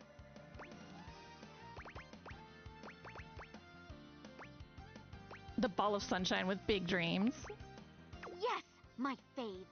Seeing them go for their dreams is so inspiring. I can't help but apply their lessons to my life. Well, I hope my journey still holds up to whatever new series you're into. I can't see why not. After all, I'm going to be the next tennis star. You know, in the last episode of your show. Did you say something? I have a really bad feeling about this. Ah, that's nothing a protagonist can't handle. Yosh! I'm gonna head out then. Don't forget to get some good food and rest. Taking care of yourself is also part of tennis training. Sayonara! Am I remembering the series wrong? Yeah, Nekoboru. You got me. Nekoboru. Nekoboru. Nekoboru.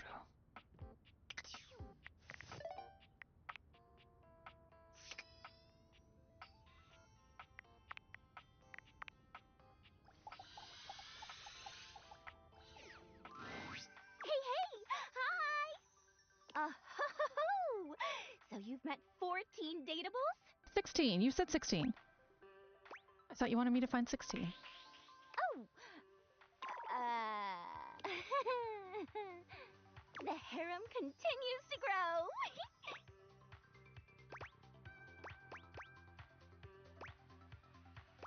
I'm here to make friends, not a harem. A friend harem, I meant. Oh, survey time. How would you rate your text box user interface design? It's great on the eyes. Great. Your response has been recorded. Ooh. Ooh, are you a Valdivian plant? Anyway, with all the new peeps you've been meeting, your listening and reading skills must be off the charts. So be honest with me. Are you the type of person to skip text and dialogue? No, I read every single word. Yes, I know you do. I get an alert every time you click next, and they're pretty spaced out. I really appreciate a person like you. Oh, I wonder if you do skip through a bunch of stuff if she says something. All right, your turn. Turn to do what? To ask me a question, duh. It's not fair that I just ask you questions all the time, right? So, ask away.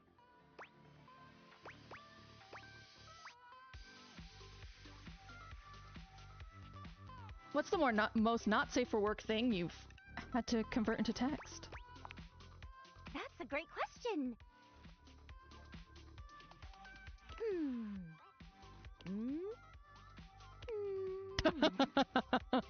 You're not gonna answer.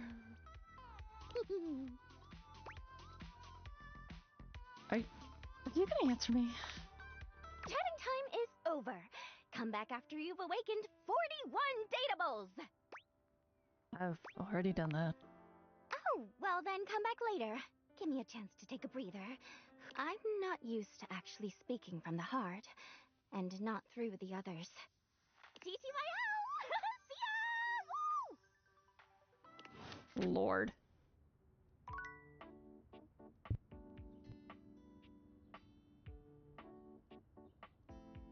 He has absconded.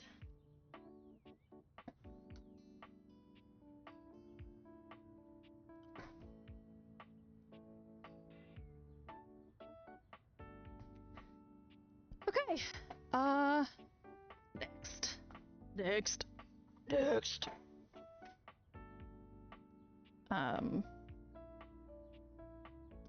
Is there anyone in this room? Mikey. And Amir. Mikey and Amir.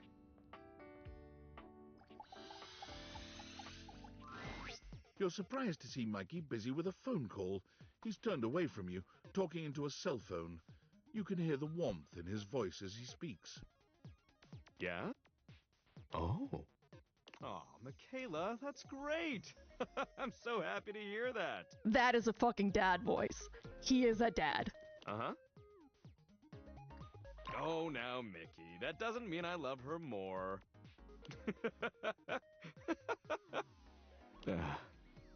Yeah, Daddy's working. I'll be back soon for you. Love you too. Bye-bye. Mikey spends a small moment looking at the phone, then notices your presence. His demeanor changes to his usual self. Oh, sorry. What would you like to do? Who was on the phone? Mikey fidgets with his sack of loot, not quite meeting your gaze. Oh, those were my kids. I apologize for having them on the call while on duty. That is unprofessional. Okay, Mikey, I was just curious. Huh. Well, I guess I could file this under unspecified break time. Yeah, it's fine. Talk to your kids, man. What do you want to know? many kids do you have? I have 3 kids, Michaela, Marco, and Mickey. A screenshot this for Lexi and Dom. That's so cute. They are. Anything else? Who's your wife? Oh, she's great. Anything else? She's great. What kind of things do you like to do with your kids together? When we're together, we get into all kinds of trouble. Finger painting, bird watching, oh, and talking about what kinds of concepts they want to be when they grow up. That's cute. Are you a good dad? I like to think I am. Anything else? How, okay, explain the thing to me. Yeah, well, there's some science stuff and thing theory I'm not up to date on. But, just like how each of us represents one thing in existence, kids in the object world become new things that haven't been invented or discovered yet. Oh. You must be fairly young yourself then as a microtransaction. Fairly young and robust, I might say. I was born from my parents, Roland the Roulette Wheel and Addie Addiction. Oh, Guy. My mom has a ton of offspring. I can imagine. Anything else? Okay, enough of all this. He was like, no. I gotta get back to work. What would you like to do? Let's go to the Brundle Merchant. Mikey turns around for a moment, and though nothing appears to have changed with him, when he speaks to you, it's with an entirely new voice. Oi, hello. Oh, stop. I'm the Brundle Merchant. Would you like to exchange cash for bundles? How much money do I have? My mother always told me never to say a customer's bank account out loud. So I'll simply say you have oh my this God. many money. I have many money. Would you like to exchange cash for bundles? Yes. How much? It's 10 money for 6 bundles. Wait a second. And then I have to exchange that for 8? Of course, they use all sorts of weird like, it's never 1-to-1. 100 money for 60 bundles, please. Bloody hell! I'll have to go to the back of me shop for that. I have 1,000 money, Guy. Mikey walks out of sight, talking rather loudly to himself. Clump, clump, clump. Oi, where's me bundles? How many of them do you want, then? 60! Dearie me! We'll be out soon, I fear. It's been a tough winter. Well, what are we to do? Can they not give us a day? Some time, at least? Some time will get us through this winter's discontent! My love, if I have to steal for them, I shall. Is happening. Your thieving ways! Don't do it, Reginald! Reginald? I must! Reginald! Crash! Boom! Clump, clump, clump. No! It's the Brumble Thief back again! Hide your brambles! Hide them all! I just need 60, that's all! Stop! By order of the Sheriff Tabitha, you are to... Did you just kill him? It'll have to do. He's taken precisely 60 Brumbles from the knight's purse! He just choked the knight. Let that be a lesson to Tabitha and Orion rule. Oh, shit. I know he's inciting us to riot based on our repressive ruling class. Oh my God, Mikey, I just wanted to buy some bundles. I love rioting. Yeah! Woo! Yeah! Hey! We're gonna riot! I'm gonna take them all to Now to make my escape. Clump, clump, clump. He returns, handing you a sack of bundles with a completely casual expression, like nothing just happened at all. There you are! 60 bundles! Are you kidding? Oi, hello! I'm the just goes back into his dialogue. Would you like to exchange cash for bundles? Yeah. We're gonna buy another 60 and see what happens. It's 10 money for 6 bundles. 100 money for 60 bundles, please. Good grief! Here's your 60 bundles then. Okay, so it's only the first one. Would you like to exchange cash for bundles? No, it's okay. We're good. Well, yeah, we're good. Alright. What would you like to do? Pull for armor. I'll take those brundles. Pull me, baby! 1, 2, 3! You got the common boots of true presence! With this, all of your spec stats have increased by 0.01. 0.01. It may not have been what you hoped, but no set of legendary armor would be complete without boots. It's a great start. Thanks, Mikey. I think it's great. Hey! With that attitude, you'll get it on your next pull. I can feel it. Plus, once you get 100 of them, you can fuse them into 100 epic gauntlets of stardom. Pull it, baby! What would you like to do? Pull for armor? I'll take those brundles. Pull me, baby! 1, 2, 3! You got the common boot with this. If you collect 100 common boots of true presence. Alright, I'm on to the quest. Good luck! What would you like to do? I'll take those. Pull me! 1, 2, 3! You got the with this. All of yours. If you collect 100 common boots of Alright, I'm on the quest. Presence, good luck! What would you like to do? I'll take. Pull me! 1, 2, 3! You got the with this. All of your spec. If you collect 100 common boots. Alright, I'm on the quest. Good luck! What would you like to do?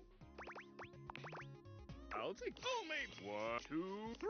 You got the epic gauntlets of stardom! Hey!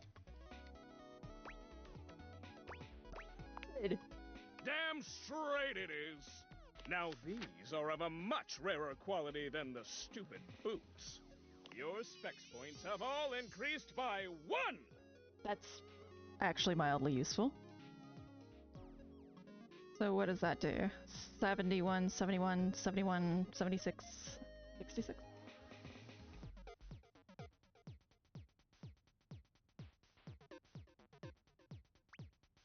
Yeah.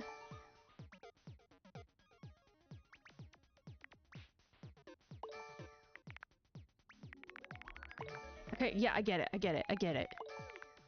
Get it! Feel the energy! Feel the time you would normally spend talking with dateable objects. Melt away. 1 point does not change things. Next one, pulling pal! What would you like to do? I think I can only pull 5 times. Oh, so Yeah. I always have don't want you getting addicted to my come back tomorrow. Yeah, yeah. Okay. 2 more charges. What? I think I have to go talk to Mac for Lyric. Oh, but I can talk to Amir in here. Okay, Amir, what's going on with you? Are you bored because no one wants to give you attention again? Because if that's the case, I don't know if it's cute twice. Amir is pacing when you come upon him, venting his frustrations aloud in little half-sentences. He looks positively furious. Oh! Unbelievable! How dare! How? Ah! I get a feeling that something is bothering you. What? No. Perhaps. Why do you ask? Just a lucky guess. I had no clues at all. You are so perceptive, Juna. I love that about you. You are so pretty, but so empty. I suppose I am feeling a bit stressed. Come on, don't make me drag it out of you. Dish! Dish I shall. There have been some tensions lately. Between you and Johnny? Yeah, I know. I am ashamed to say I have been clouded by them. That talentless, low-pressure hack of a singing shower steamed up the entire bathroom again while I was taking my beauty nap. Yeah. And while I was resting, Jean-Loup drew all over my face in the steam. That's rude, but also kind of funny. He gestures to himself, Jean-Loup's crimes evident all over his reflective surface. Look at this! Just look! Look at what he has done! That's actually not that bad, guy. His greasy little toilet prints will never come off. Who does he think he is? I cannot stand to be in the same space as him. That's awful. Here, I'll clean you up. You give Amir a thorough cleaning, erasing all trace of Jean-Loup's grubby little hands. Oh, your touch is exquisite. Thank you for making me presentable and reflective once more. You're welcome. Drama queen. Okay. Well, we already are in love with Aaron, so we don't have to worry about that. We actually finished Hector, of all things.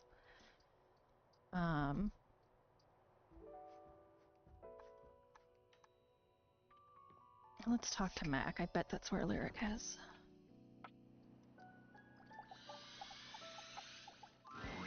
Oh, I didn't see you.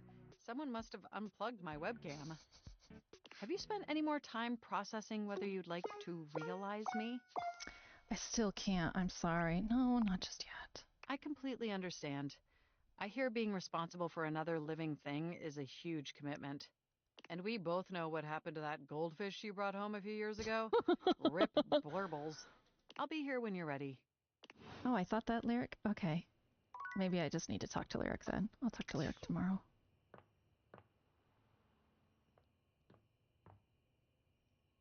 What?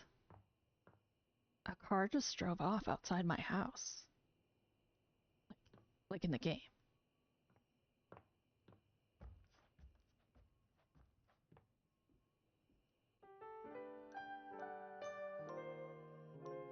Okay, we started on Sunday, so to do a week, we're almost there. Hello, Hirohime. 997, 998, 999, 1,000. Phew! How do I know you didn't start at 990 when you heard me coming up to you? Silly. A tennis star never cheats, even themselves. I'm rallying against this wall. The wall is every tennis player's invincible opponent. How so? A wall will never drop its shot. It's a battle of endurance against the never-ending. Anyway, my training partner is here, so let's wrap it up, Wallace. Whoa! Whoa! Aw, thanks, Wallace. Say bye, Nekuboru. Nekoboru. Nekoboru. Whoa! A conversation between those two would be legendary. Oh, you couldn't imagine the things those two get up to. So, for today's agenda, we're gonna train for something every tennis player needs to have.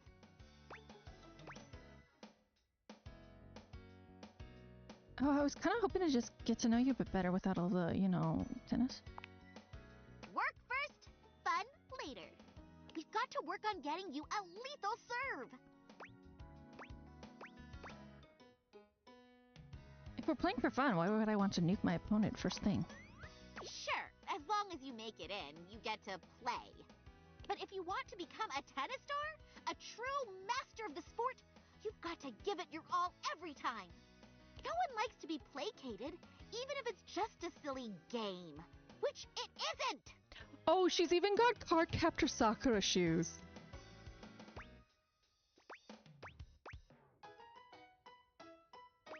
Dang, so my serves are flimsy? Everyone starts that way. Nothing to be ashamed of. In tennis, we have a primary serve and a secondary serve. Your usual puny low-effort serve would work as a secondary, like a backup, if you're not confident or just need to get the ball in. However, you should go all out on the primary serve and set the tone of the match. Whether it's a tricky spin or just raw power, you can throw off your opponent right away. And once you get in their head, it's over. Remember, tennis is, above all else, a mental game. No problem. I'm ready. Yatta! That's the spirit! Come on, let's practice your serves. First, depending on if you're a righty or lefty, you want to stand parallel to the baseline at the center mark. Then have your front foot pointing diagonally towards the opposite service box. Now have both your arms move simultaneously here. One tossing the ball, the other winding the racket behind you. Now, when do you think you should hit the ball?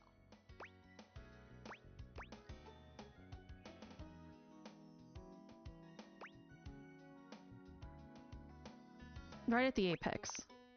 Nice! That's a great start! You, me, basket of balls, it's serving time! Galaxy Arts Starlight Smash! Not enough spin on that one.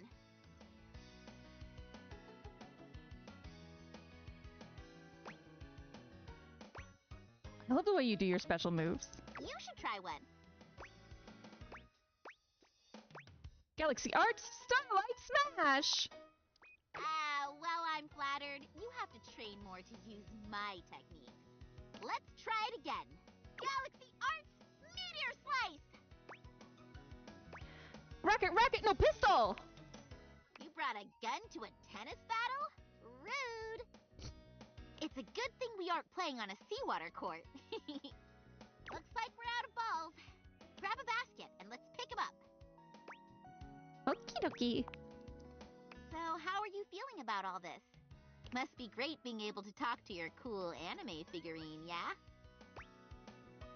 It rules. I am also overwhelmed. Talking to you, too. Bet your anime-loving pals would be jealous to know you're getting trained by a future tennis star. It's true. Sam, your original owner, really wanted to talk to you. Sam-kun? She was awesome. I do miss her. Maybe one day we'll meet again. I'm sure you will. Aw, you're so sweet. So, what do you like best about me? Well, you make me want to root for you. Aw. Well, I won't let you down. All right, we got all the balls. Let's get back to serving. Soon, we'll be clashing with each other at equal strength. We'll first compete for positions on the team. Since there's only 2 of us, it'll be for first and second singles. Then you'll get drafted by Thorn Slice Institute, which will fuel our rivalry even more. After months of training, we'll finally be able to duke it out at nationals.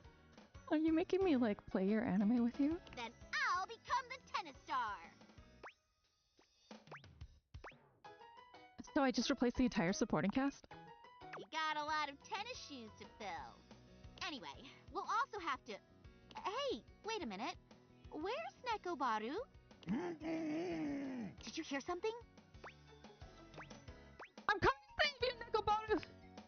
I think that was him. Nekobaru's cries are coming from... there! In the tennis ball basket! Dumped the basket so fast. Thank you! Nekobaru! Nekobaru. Oh my gosh! Are you okay, Nekobaru? Boru. We must have mistaken you for a regular tennis ball from our serving practice. I'm so sorry. Just rest, okay? Hey, can you watch Nekobaru while I go fix the basket? Yep. Sure. Thanks! Nekobaru. Nekobaru. Neko. Neko. Now that we are alone, I need you to listen to me.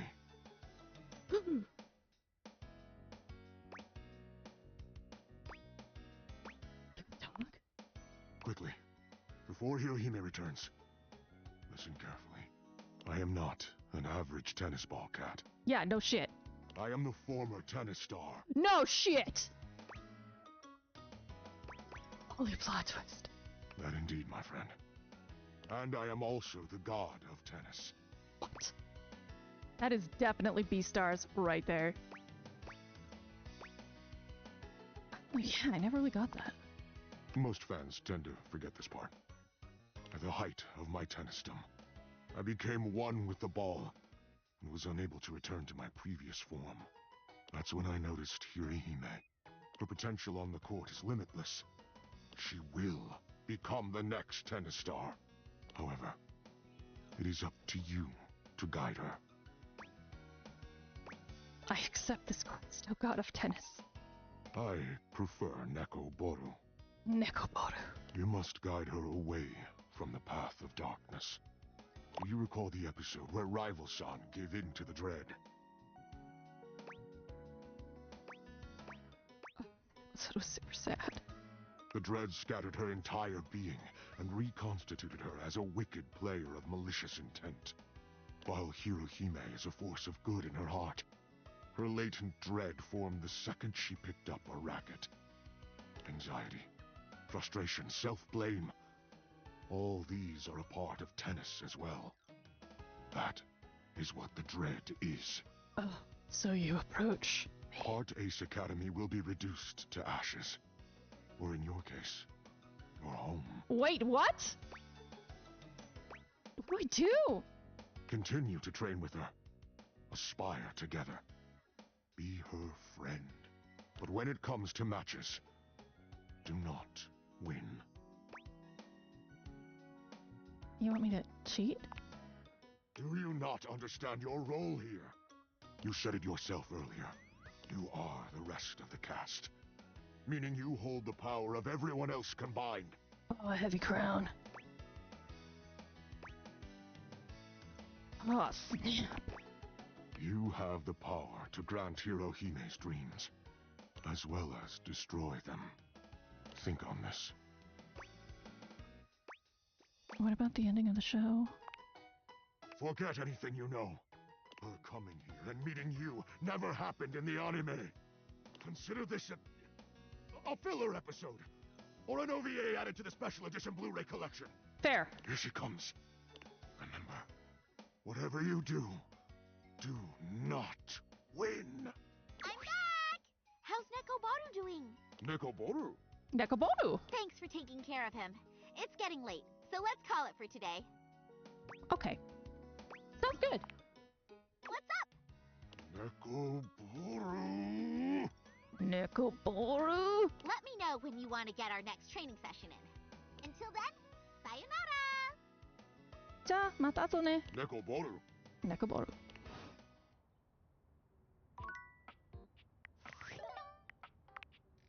It's getting spicy. Spicy in anime land.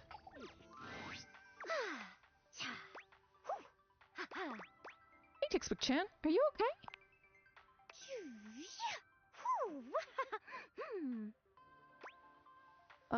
I'm so sorry.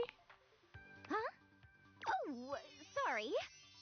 I was just doing some of my acting practice.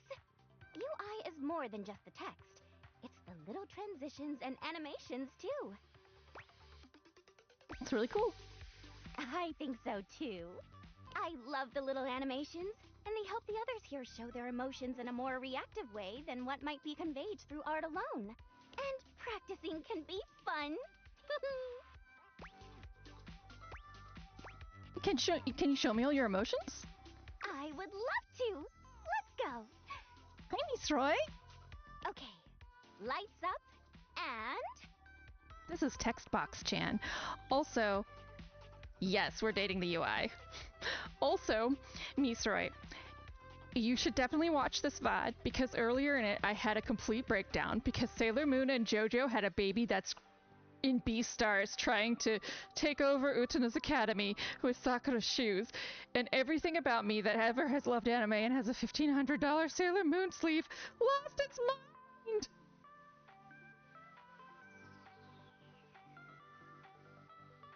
I'm so happy. But yes, we're dating the UI. Action! Joy! Sadness! Anger! Fright!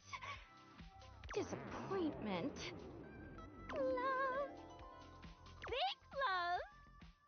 Violence! And scene. What do you think? That was really fun. I'm so happy you liked it. I don't show this to everyone, but I want a Uimi for my versatility. Uimi? Congratulations! So cool! Yay! So, you've been meeting more dateables, huh? How's that going? Anyone catch your eye? Maybe, but I'm not sure. Oh, take your time then. Remember, don't settle, teehee. Well, hey, since you've been doing a great job of being curious, I'd love to let you know that you're doing a great job. Being inquisitive, asking questions, listening. These are my favorite things.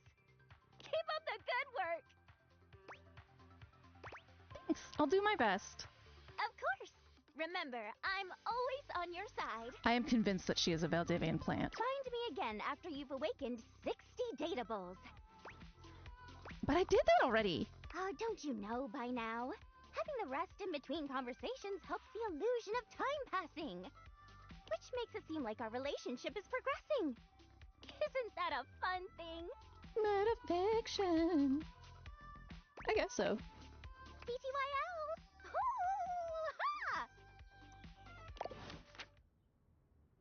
Ha! Let's talk about your book, Lyric.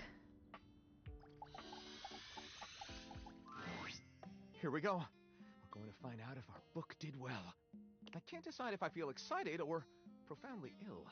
They love it! Well, and how could they not? I'm absolutely over the moon! Thank you for your help. I quite literally could not have even started this project without you. I'll always help you, buddy. You're so creative.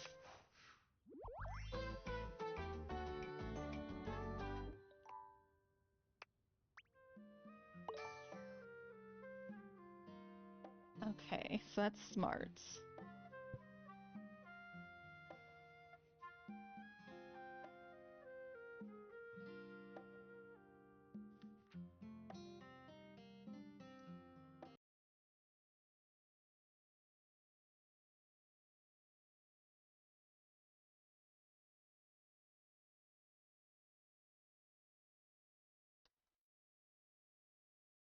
Okay. Oh, Zoe Bennett. Okay, we can realize Zoe. Oh, hi Ronaldini.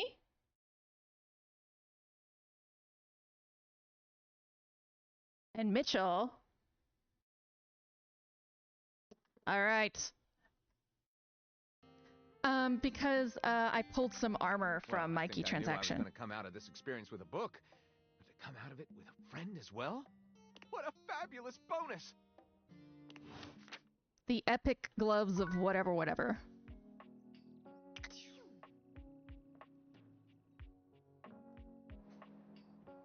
They give me a +1 to all of my specs. Okay, hold on. Zoe, Ronaldini, and Mitchell. Alright, kitchen.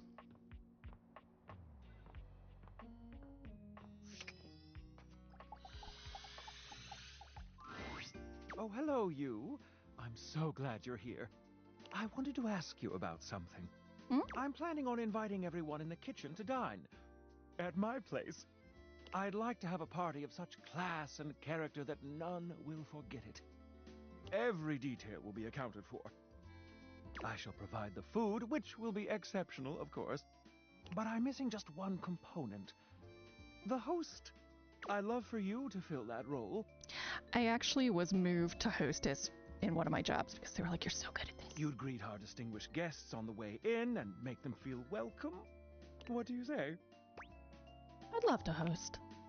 Marvelous. And might I say, you look absolutely fabulous. You friend-zoned me. Everything is prepared.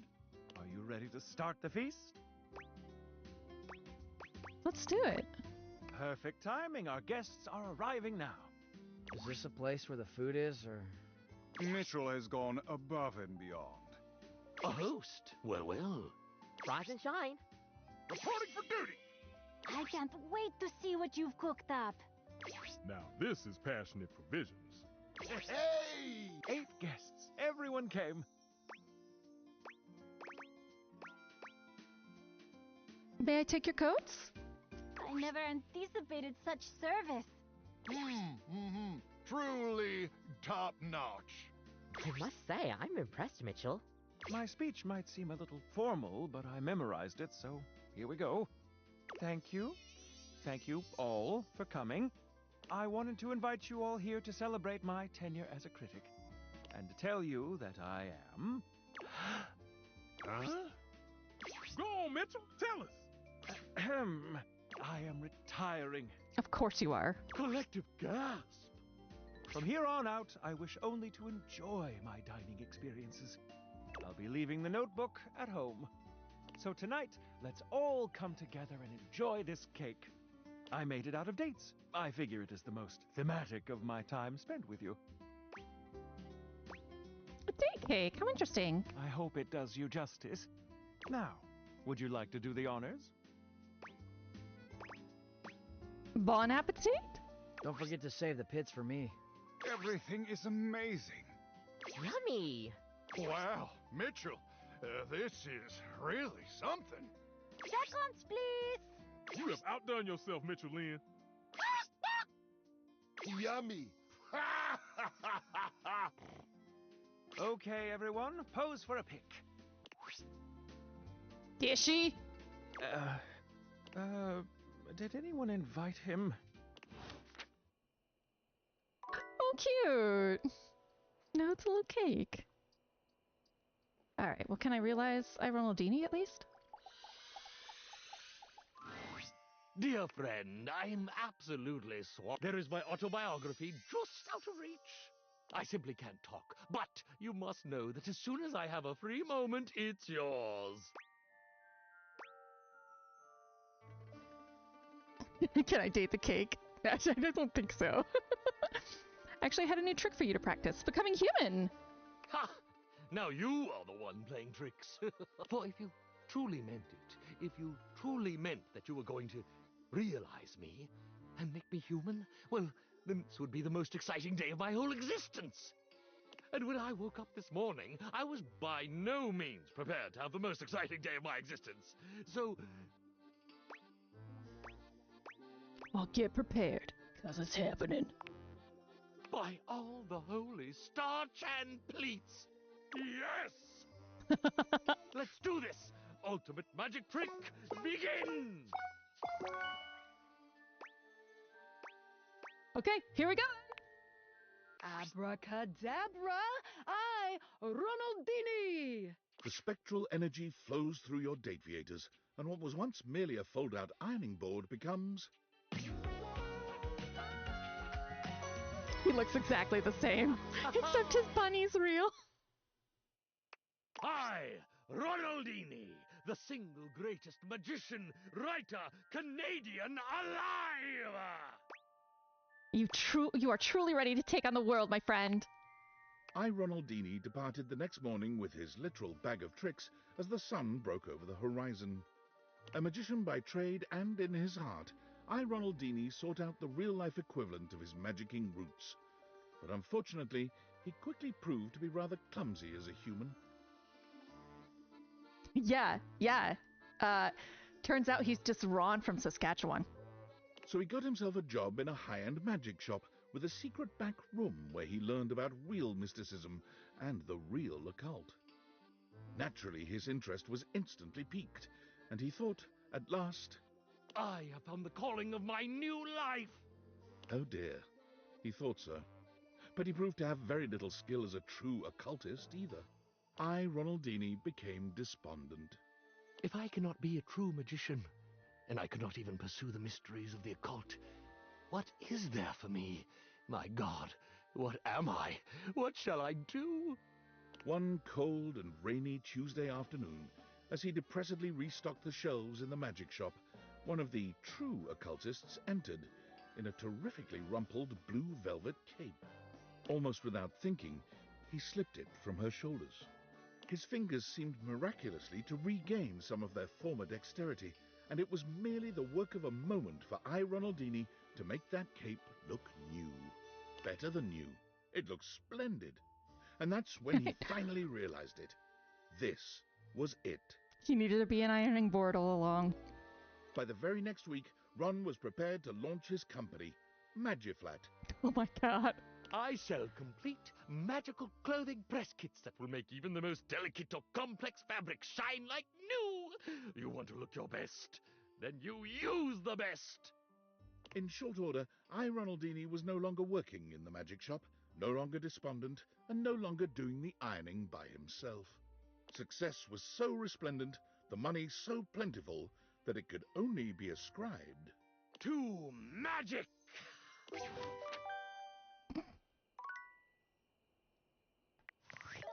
Oh, David Most has something to say. Valdivinites! It's me, David Most. And today, just call me your Chief Endearing Officer. I realized that with all of the focus on finding my missing glasses, which are still missing, I haven't been putting enough focus on you, our beloved employees. Well, today, that changes. Okay. To show each and every one of you just how integral you are to our annual net earnings, I've decided to send you all 1.4 ounces of chocolate-inspired Munchables. Chocolate-inspired? Your chocolate will be delivered shortly by Valdivian drone to your place of residence. Oh, and if the drone starts to surveil your residence like it's searching for something, like, let's say glasses, for instance, do not be alarmed. That's totally normal drone activity that all chocolate delivery drones definitely do. Say that 3 times fast. But in all seriousness, don't, as that would waste valuable company time. Shit.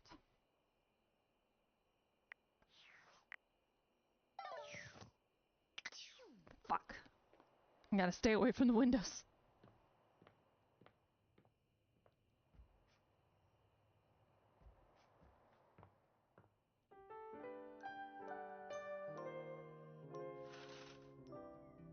Yeah, okay. See? This. Oh, Jesus. This is Hirohime. Hey there! It's training time! But for today, we're going to the beach. Oh yeah, beach episode! Kidding! Aw. We'll warm up with some mini tennis. What's mini tennis? Mini tennis is where we start at the service line and play with half swings. Oh, cool. It's all about learning control. Ready? Yeah. Go! Swing halfway. There you go. Okay, nationals are coming up, and I'm a little worried I might overtrain. I want to make sure I win against you. Wait, I'm your opponent? Of course. Rival, best friend, even the spectator extras who don't have interesting features. I'm everything. So, let's call it for today. Mind if I ask you something? Sure. Hirohime, what's more important, raw talent or hard work? Oh, wow. What an interesting question. You can find success with either, but I'd have to say hard work. Back in high school, I joined the tennis team, but didn't fit in very well. I was so uncomfortable around my teammates that I played really badly. We played each other for the main team spots. There were 5 spots to represent the team. From lowest to highest skill rating, they were second doubles, first doubles, third single, second single, and first single. I desperately wanted a single spot, but right at the most pivotal point, I lost. The coach said I was still a decent enough player to be first doubles, but my nerves kept acting up. We ended up losing the most matches out of the whole team. Everyone blamed my poor performance, and they weren't wrong.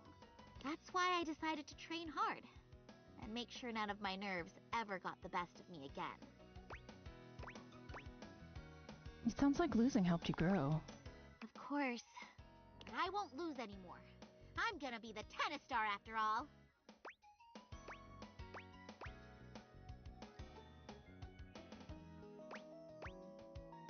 Would you still have tennis if I became the tennis star? Absolutely! If a hero reaches the top in the first core, that means that the show has nowhere to go. I want tons of seasons, lots to look forward to. Okay, see you on the court, rival-san. Nekobaru. Nekobaru. Neko Destroyer Punch! What about our plan? You're supposed to I'm not throw gonna the tell match. her I'm gonna do it.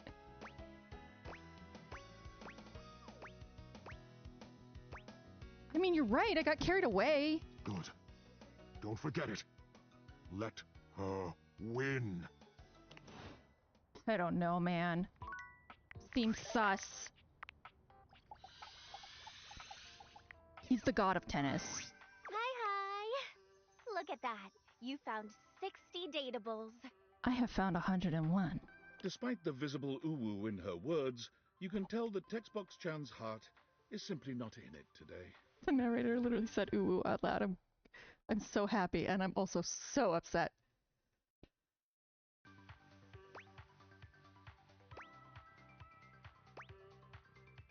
Where is my mouse? This bright color has made it difficult. There we go. Anything you need to tell me? No, I'm all right. You've been doing a lot of running around the house dating, huh? You're really flying through those text screens. Over 60 datables now, yeah. It's impressive, honestly, and so much text to transcribe. Are you tired? I was just thinking, you know, it's very hard work following you around and transcribing all those different conversations. And it's my job. I do it happily. But you know, it would mean a lot to know I was doing my job properly. She looks at you hopefully, her yellow eyes shining. You're doing great. Really? Oh, I'm so glad you think so. Ooh. You know, it's funny I ended up in this line of work. I was always really interested in reading and communication. I was just so in love with the power of the written word bringing people together. And UI really lets me do that, but everyone is always so concerned with, does it look cool? Legibility is the most important thing. Absolutely, accessibility, first and foremost. But no, all you ever hear people say is that UI is so stylish, or that UI is ugly as sin. Yeah, that's why they need to fix their glyphs for anything that isn't a main Block 1 character. Oh, is this Yuffie? Of course it is. People are... It's so unfair. It is, right? When I was a young and shiny-eyed UI, I used to have dreams of being the one to change that. But you grow up and you realize some things are bigger than you. Exactly. Fucking learn how to do accents in your text so they're legible, guys. I might not be able to beat most people's opinions on UI, but I can be the best darn UI I can be. Yeah! They can make all the emojis, but they can't make a fucking foreign character. So look, there's still a bunch more datables left for you to find. Why don't you come back once you found 80? I'm gonna do the best work I can until then. Huh! I've done that! I can see that. But it helps when I take breaks in between our little chats. Helps me reset. See you tomorrow! Yep.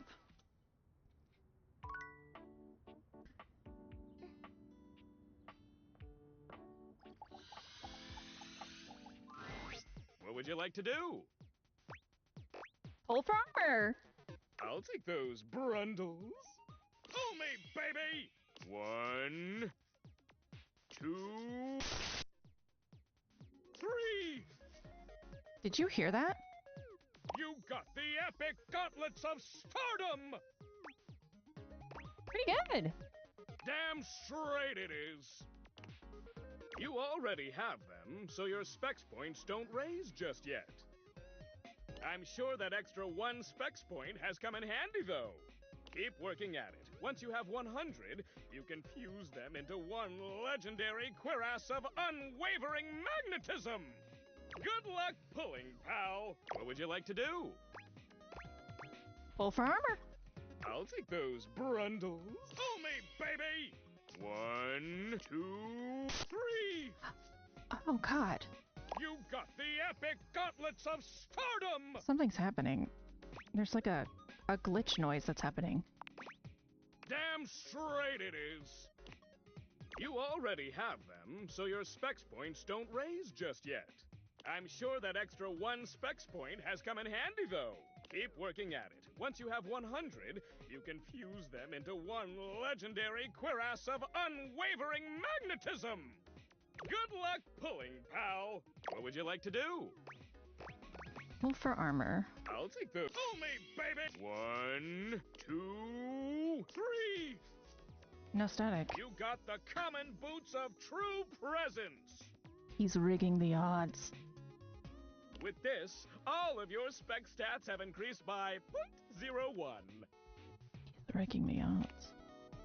If you collect 100 common boots of true presence, you can fuse them into a pair of epic gauntlets of stardom!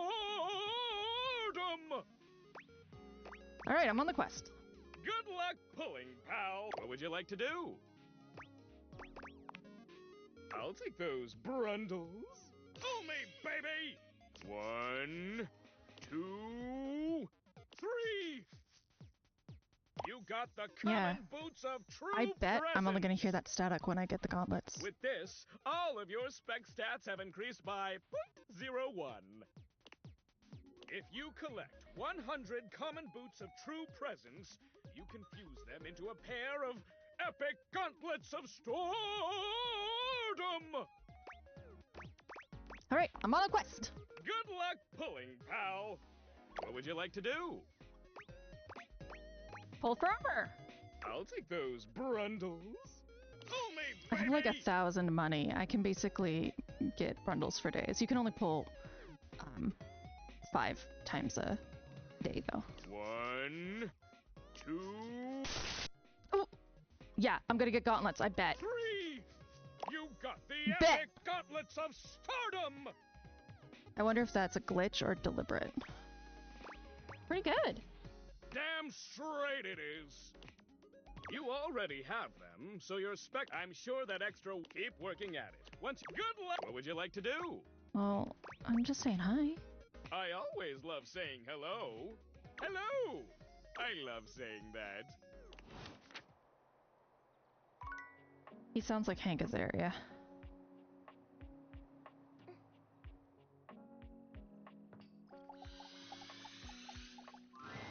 Ah, my very favorite reflection. Did you need something? Cheering up wouldn't hurt. Ah, and of course you thought to come to me, your closest and most treasured friend. I am touched. You have also made the correct decision. There is not another being in the house who can pep you like me. See, I knew it. I felt your skill instinctively. Tell me, what is troubling you, Do you think I'm boring? Boring? Would you call the sun boring for rising? Or a rose for blooming? I feel like the right answer is no. You're correct. You're so wise to feel the correctness of your answer, Aziza. So no, you would not call the sun or a rose boring. To do so would be untrue. Their beauty lies in existing, and you would not judge a thing harshly for being what or who it truly is. Wow, that was actually really helpful. Of course it was. And these are the things that I am here for. Now take your fully restored and repepped self out and seize the day. Or whatever you kids say. Personally, I do not understand seizing the day. It sounds like maybe the day has committed a crime. It must be seized. I don't know. I trust you know what that phrase is supposed to inspire. That was actually... Every time, you know, I'm gonna remember that. Like, if I'm feeling down on myself, I'm gonna be like, I'm just a rose, blooming. That day knows what it did. It woke me up this morning. Alright, now can I realize you, Mitchell, now that you're a cake? What do you say, friend? Shall we indulge? I'm actually here to realize you, Mitchell. Does that mean I'll get to experience Paris? If you want. If you want, you could do it. If you get the money. Ooh. And Tokyo? Then my greatest dreams are about to be realized along with me. Do you have all the ingredients prepared? Yep. My prep station is ready, chef. Sorry, but Mitchell can't be realized just yet. It looks like Mitchell might need to be there for Beverly. Unfurnished business. Unfurnished business. Actually, Beverly hates me. I don't know if Mitchell will even show up. And you don't want to maybe make things better? Maybe I do. Could I? You might be able to, using one of those candies. Beverly doesn't hate me, does she? Okay, I'm on it. Happy drinking!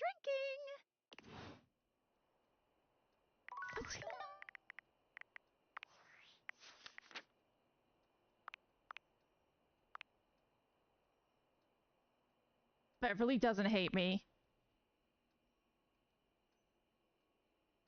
Don't give me bullshit, game.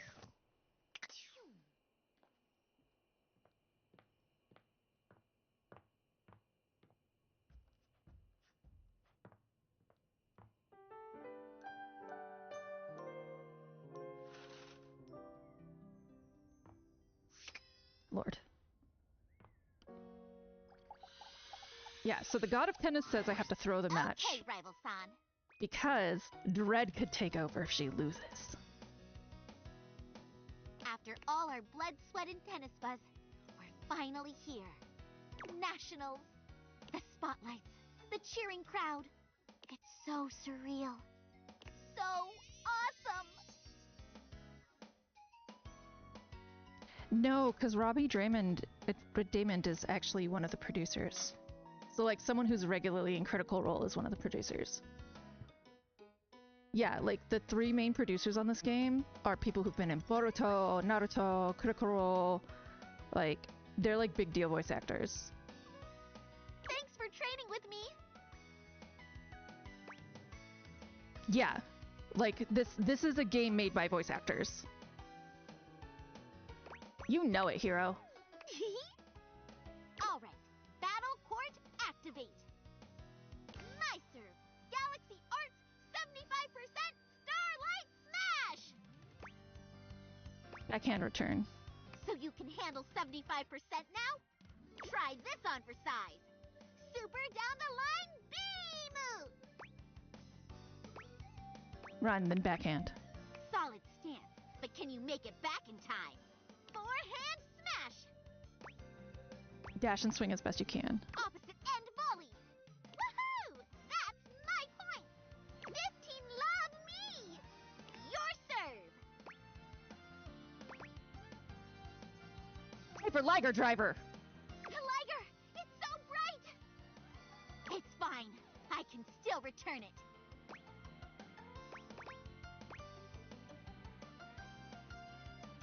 Sloppy, sloppy, slappy shotty! With a name that long, it takes more time to say it than swing it. Just gotta touch it. It hit the net. 15 all. My serve. Galaxy Arts 75% Starlight Slice! Rush the baseline. How did you know? Take this! Forehand down the line shot! Tap the ball over. Seriously? 15-30. You're winning! I gotta make it dramatic. Nekoboru's gonna come yell at me, but, like, look, I'm just making it dramatic. Your serve. Regular serve. So powerful, without a special name. Have my name's techniques been holding me back? No, I missed. How did your serves get so good? 15-40, match point. What? I'm, like, trying to throw Time it. for a comeback. I'm ready. There's no turning back. Galaxy Arts 100% Starlight Smash! It's looking good, but... Fault! Ah, I can't believe I flubbed that one! Okay, secondary serve. Galaxy Arts 50% Starlight Smash! This is my chance to let her win. Huh? Did you miss? Fully with my shot. You were playing so well. Were our practices not enough? Did I earn that point? Sorry, but I have to go think about some things. I know it's poor sportsmanship to leave in the middle of the championships, but I'm sorry. Neko. Boru. Perhaps. steered you wrong. Damn it! Fucking Nakaboru.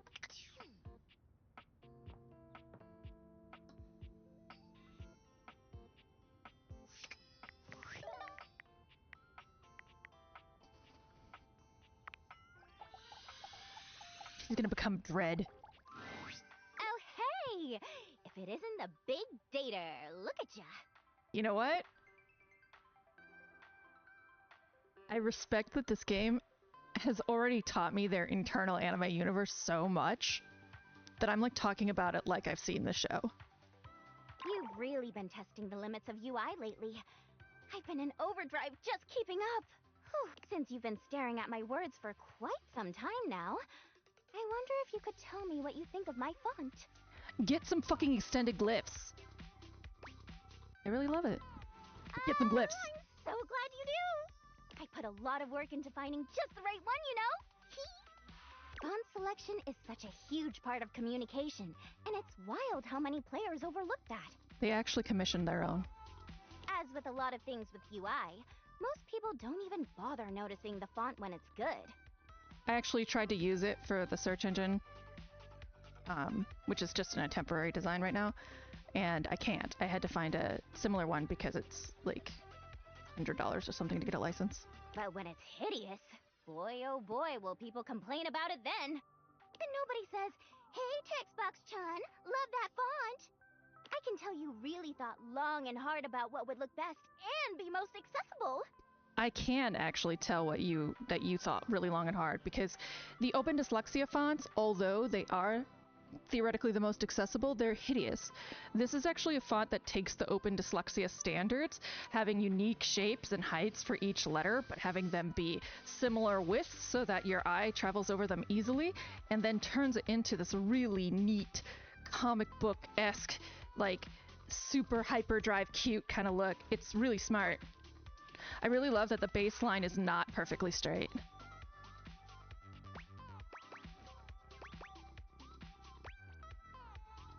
How do you figure out what works best? There's a few different things to consider, really. You should be looking at things like font size, how distinct letters are from each other, whether or not there are unnecessary decorative elements. Exactly. Having serifs can help with legibility, so if you're making a game where there's like huge walls of text, you should really be using a serifed. Much like this game, the baseline is not perfectly straight. If you're having huge walls of text, you should really be using a serif font. It actually helps you draw your eye from letter to letter.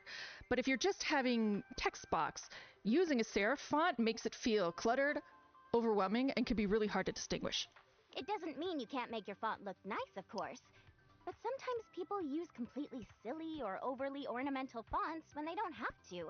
Yeah, I've seen all sorts of like pirate fonts and Greek fonts and stuff, just way over the pale. And it really just excludes a whole group of people from whatever it is you're trying to get across. Even the color you're using can make it harder for some people to read the text. I could go on about this all day, honestly. Yep, there's a maximum contrast ratio, a minimum, I mean. 3.0 if it's going to be really large, and 4.5 it'll be medium. The ideal is 15, but that's really only like white on black and very, very few pairings. 7.5 is probably like gold standard. The point is, there is so much information that goes into UI, and gosh darn it, I am trying! And this is done with like color math, the same thing that helps you determine like RGB to HLS and all of that. You can also use it to determine contrast ratios. It's really cool hearing this kind of behind the scenes stuff. Oh, thank you! I'm just so glad someone else cares, you know? This is literally what I have been paid in the past to do. You know, I gotta say... This is like my job.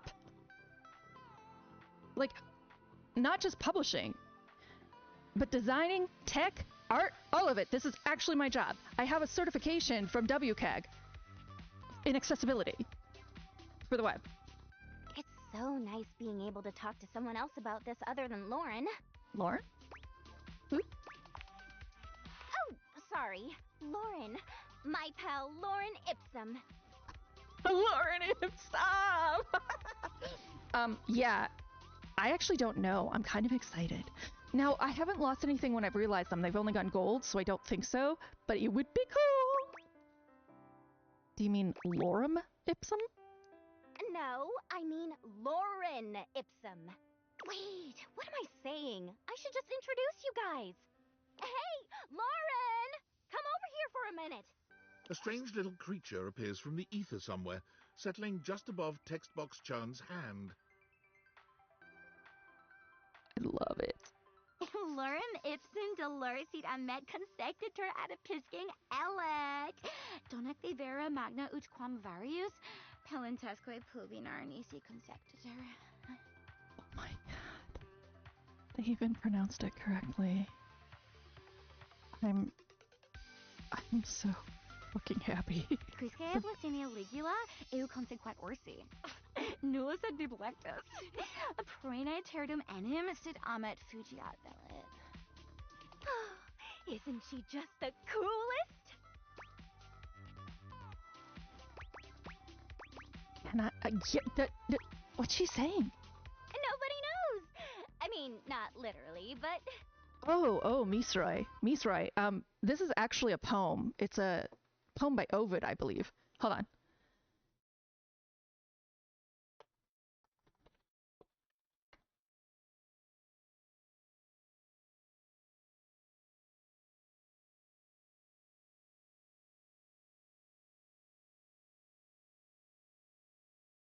Or like a store, or like a, a thing.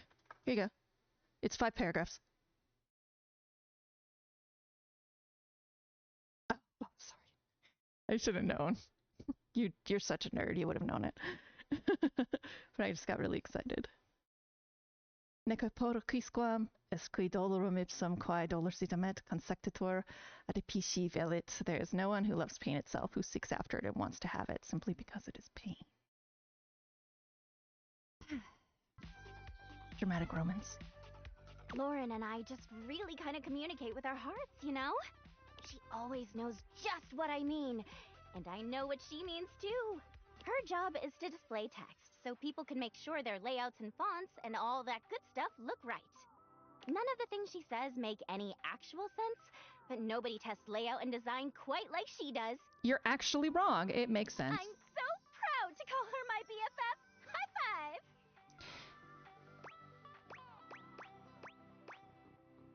Should I be jealous? Of course not. Lauren and I are good friends, and that's all. Besides, should you be jealous? Is there something you need to tell me? Hmm? Oh, no, don't answer that. I won't be able to look at you without blushing. And I got a job to do, ooh-woo. Oh, God. Ooh-woo. Anyway, you can go ahead and go, Lauren. I'll be right behind you. Autor o augue uslactus. It's been nice, but I've got to get back to work. Always so much to do when it comes to UI, after all. I think we're really getting to know each other. You can come by anytime.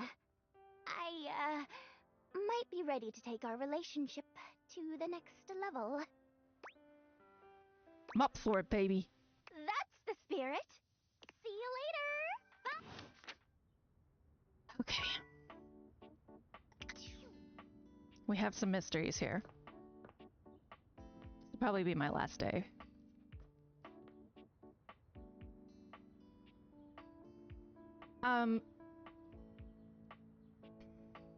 I actually think I think I know that the rumor. Like there's like a folk's tale. Hold on.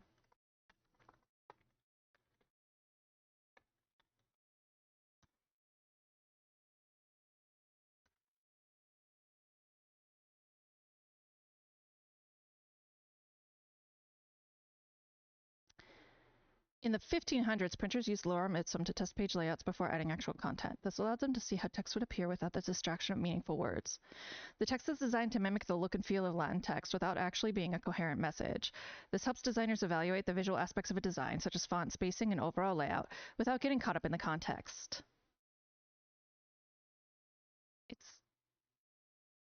It's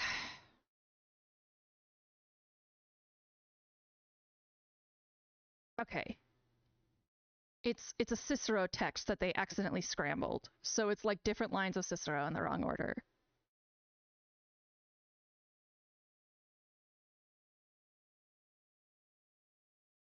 So back in the 1500s, this guy fucked it up, and he realized that it really helped him see how it was printing. This is obviously, I don't think this is proven or anything. This is just what a quick Google search has told me.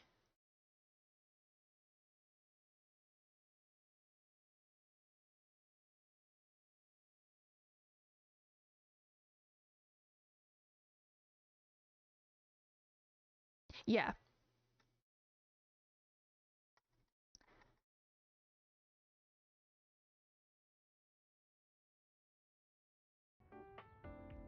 All right.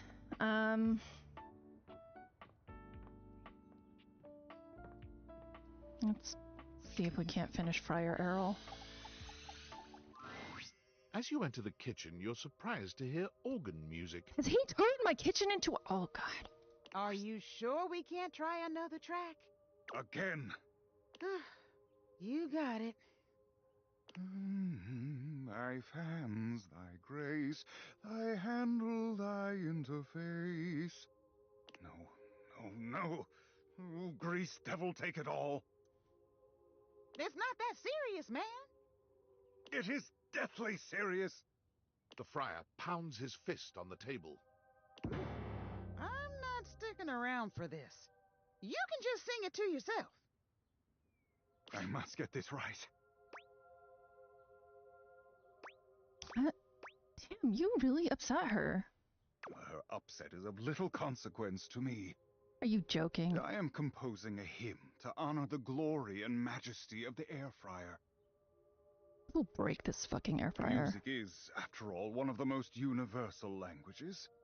But if I cannot perfect my hymn, it is all for naught. I simply need to step out of my own mind. I am, perhaps, too close to the subject. Tell me, how does this strike you for a title? In the arms of the convection angels. In the arms of the convection angels.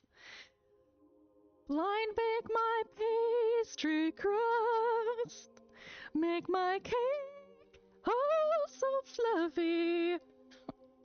Way off key. It's okay.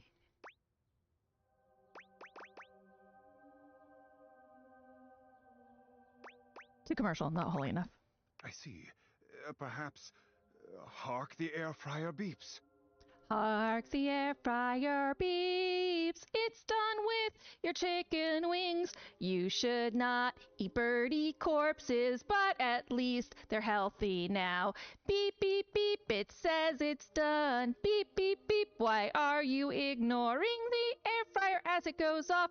Oh, I get it, you're playing Dark Souls, and you can't pause, it's okay. Air fryers don't burn food that way. Yes, better indeed. Thank you. Now then, for the chorus. Should I extol the virtues of the fryer's purity, its efficiency, perhaps both? Or should I mention its affordability? I'll leave the above. Don't leave anything out. Yes, I suppose there is room yet if I compose creatively. And finally, for the finale... Perhaps I should light a candle? No, too old-fashioned. Perhaps I will time it to incorporate the dignified beep of the fryer. Definitely the beep. The air fryer speaks for itself. Yes. The grace of its beep, the flash of its most holy light. Yes, the beeping must be our grand finale. I've but one last thing to ask of you. Listen to this composition, and tell me how it strikes you. All right. I think mine was best. And Finn, tell me, how did that make you feel? Inspired. I had hoped for more terrified and touched, but that will do for now. I must track down Rainey at once. I need her backing, and she cannot hide from me forever. I shall have to perform it for you once it is truly complete, but until then, may you walk in the currents of convection. Thanks. The friar sets off at a fast march, walking right past you, singing under his breath as he goes.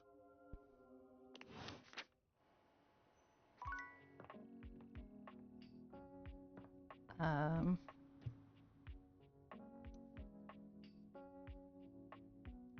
Zoe, let's go realize Zoe. Oh, that's gonna be weird. Gonna make a ghost alive again?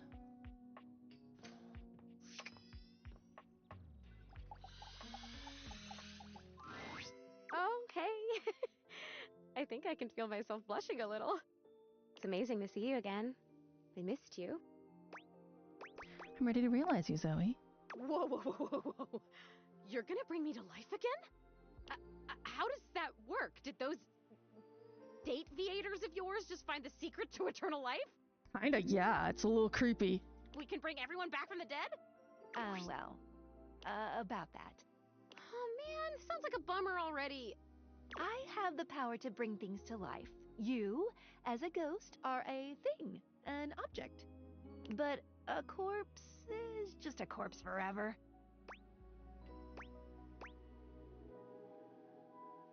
That makes sense to me. Whew. If you see any other ghosts, I can bring them back if they want. Zoe will come back not as her corporeal form was, but as she remembers herself. I want! Can we start now? Indeed. Yes, I have what it takes. Come on, Zoe, that's the spirit. The spectral energy flows through your date viators, and what was once merely an ethereal spirit becomes... Just exactly the same. It's perfect. Oh my god. Complete with 2 legs, 2 feet, 2 arms, 2 hands and a trunk connecting all these disparate and very corporeal parts, stands Zoe, human, whole, and very much alive. This is so trippy. That's so funny. I just heard that and I could totally actually trip on something now. Woo, let me tell you. If you haven't had a body for a number of decades and then all of a sudden you have one, gravity suddenly becomes like a really important part of you figuring out the world. Yeah, I think it's a good loophole. I think we had to like do a seance to make her a thing. Like, I don't think you could realize a ghost. I think you could we made her like a thing that is a ghost through a seance, right? So I see that. I am so heavy. Is that okay? Yes, Zoe, it's called having mass, and it comes with the territory. Yeah, okay. That makes sense. Cool. Are you gonna be a human, Skylar? You'd make a great human. No, we'll just have to wait and see. She's last, Zoe. Zoe, you look so healthy, very lifelike. Zoe's eyes tear up as she grins. Lifelike. Wow. I will never get tired of hearing that. The tears finally spill as she blinks. She turns towards the attic door and passes through it to join the living world. Zoe went directly to her local library and did an internet search for most haunted places near me. To her surprise, she learned that the area in which she'd been living, and dead for so many years, was a hotbed of paranormal activity. Ah, perfect! For Zoe had decided to take Skylar up on her offer and scour the area for ghosts ready to resume their lives. This wasn't her only goal, of course. As a former ghost, Zoe recognized that many just needed a little help to keep moving to the other side, that they had simply become stuck and needed a push. Zoe Bennett, paranormal facilitator, was committed to servicing the needs, whatever they were, of any and all ghosts she could find. She felt uniquely qualified for the job, and she was delighted that her fun and ebullient sense of style seemed to be a selling feature for her services. Can't have a paranormal facilitator in a suit now, can we? Zoe, happily and paranormally ever after, lived.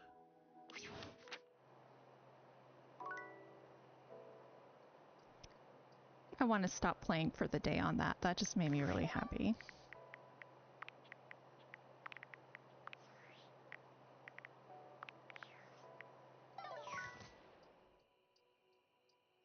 Yeah. Go, Zoe, go. You go live life. Yeah, thanks everyone for coming. It was a really weird day today. You know what, with the anime heroine and dating the actual game and all that. Tomorrow, still the Date Everything has invaded my stream schedule. We're gonna do some Dog Airport, and then I've formally scheduled Date Everything as close to around other people's streams as possible. I won't see the whole of everybody's streams, but I'll be able to see most of them. Thank you for stopping by, Misori. It was nice to have somebody to talk to right at the end. It's like a weird time to be streaming.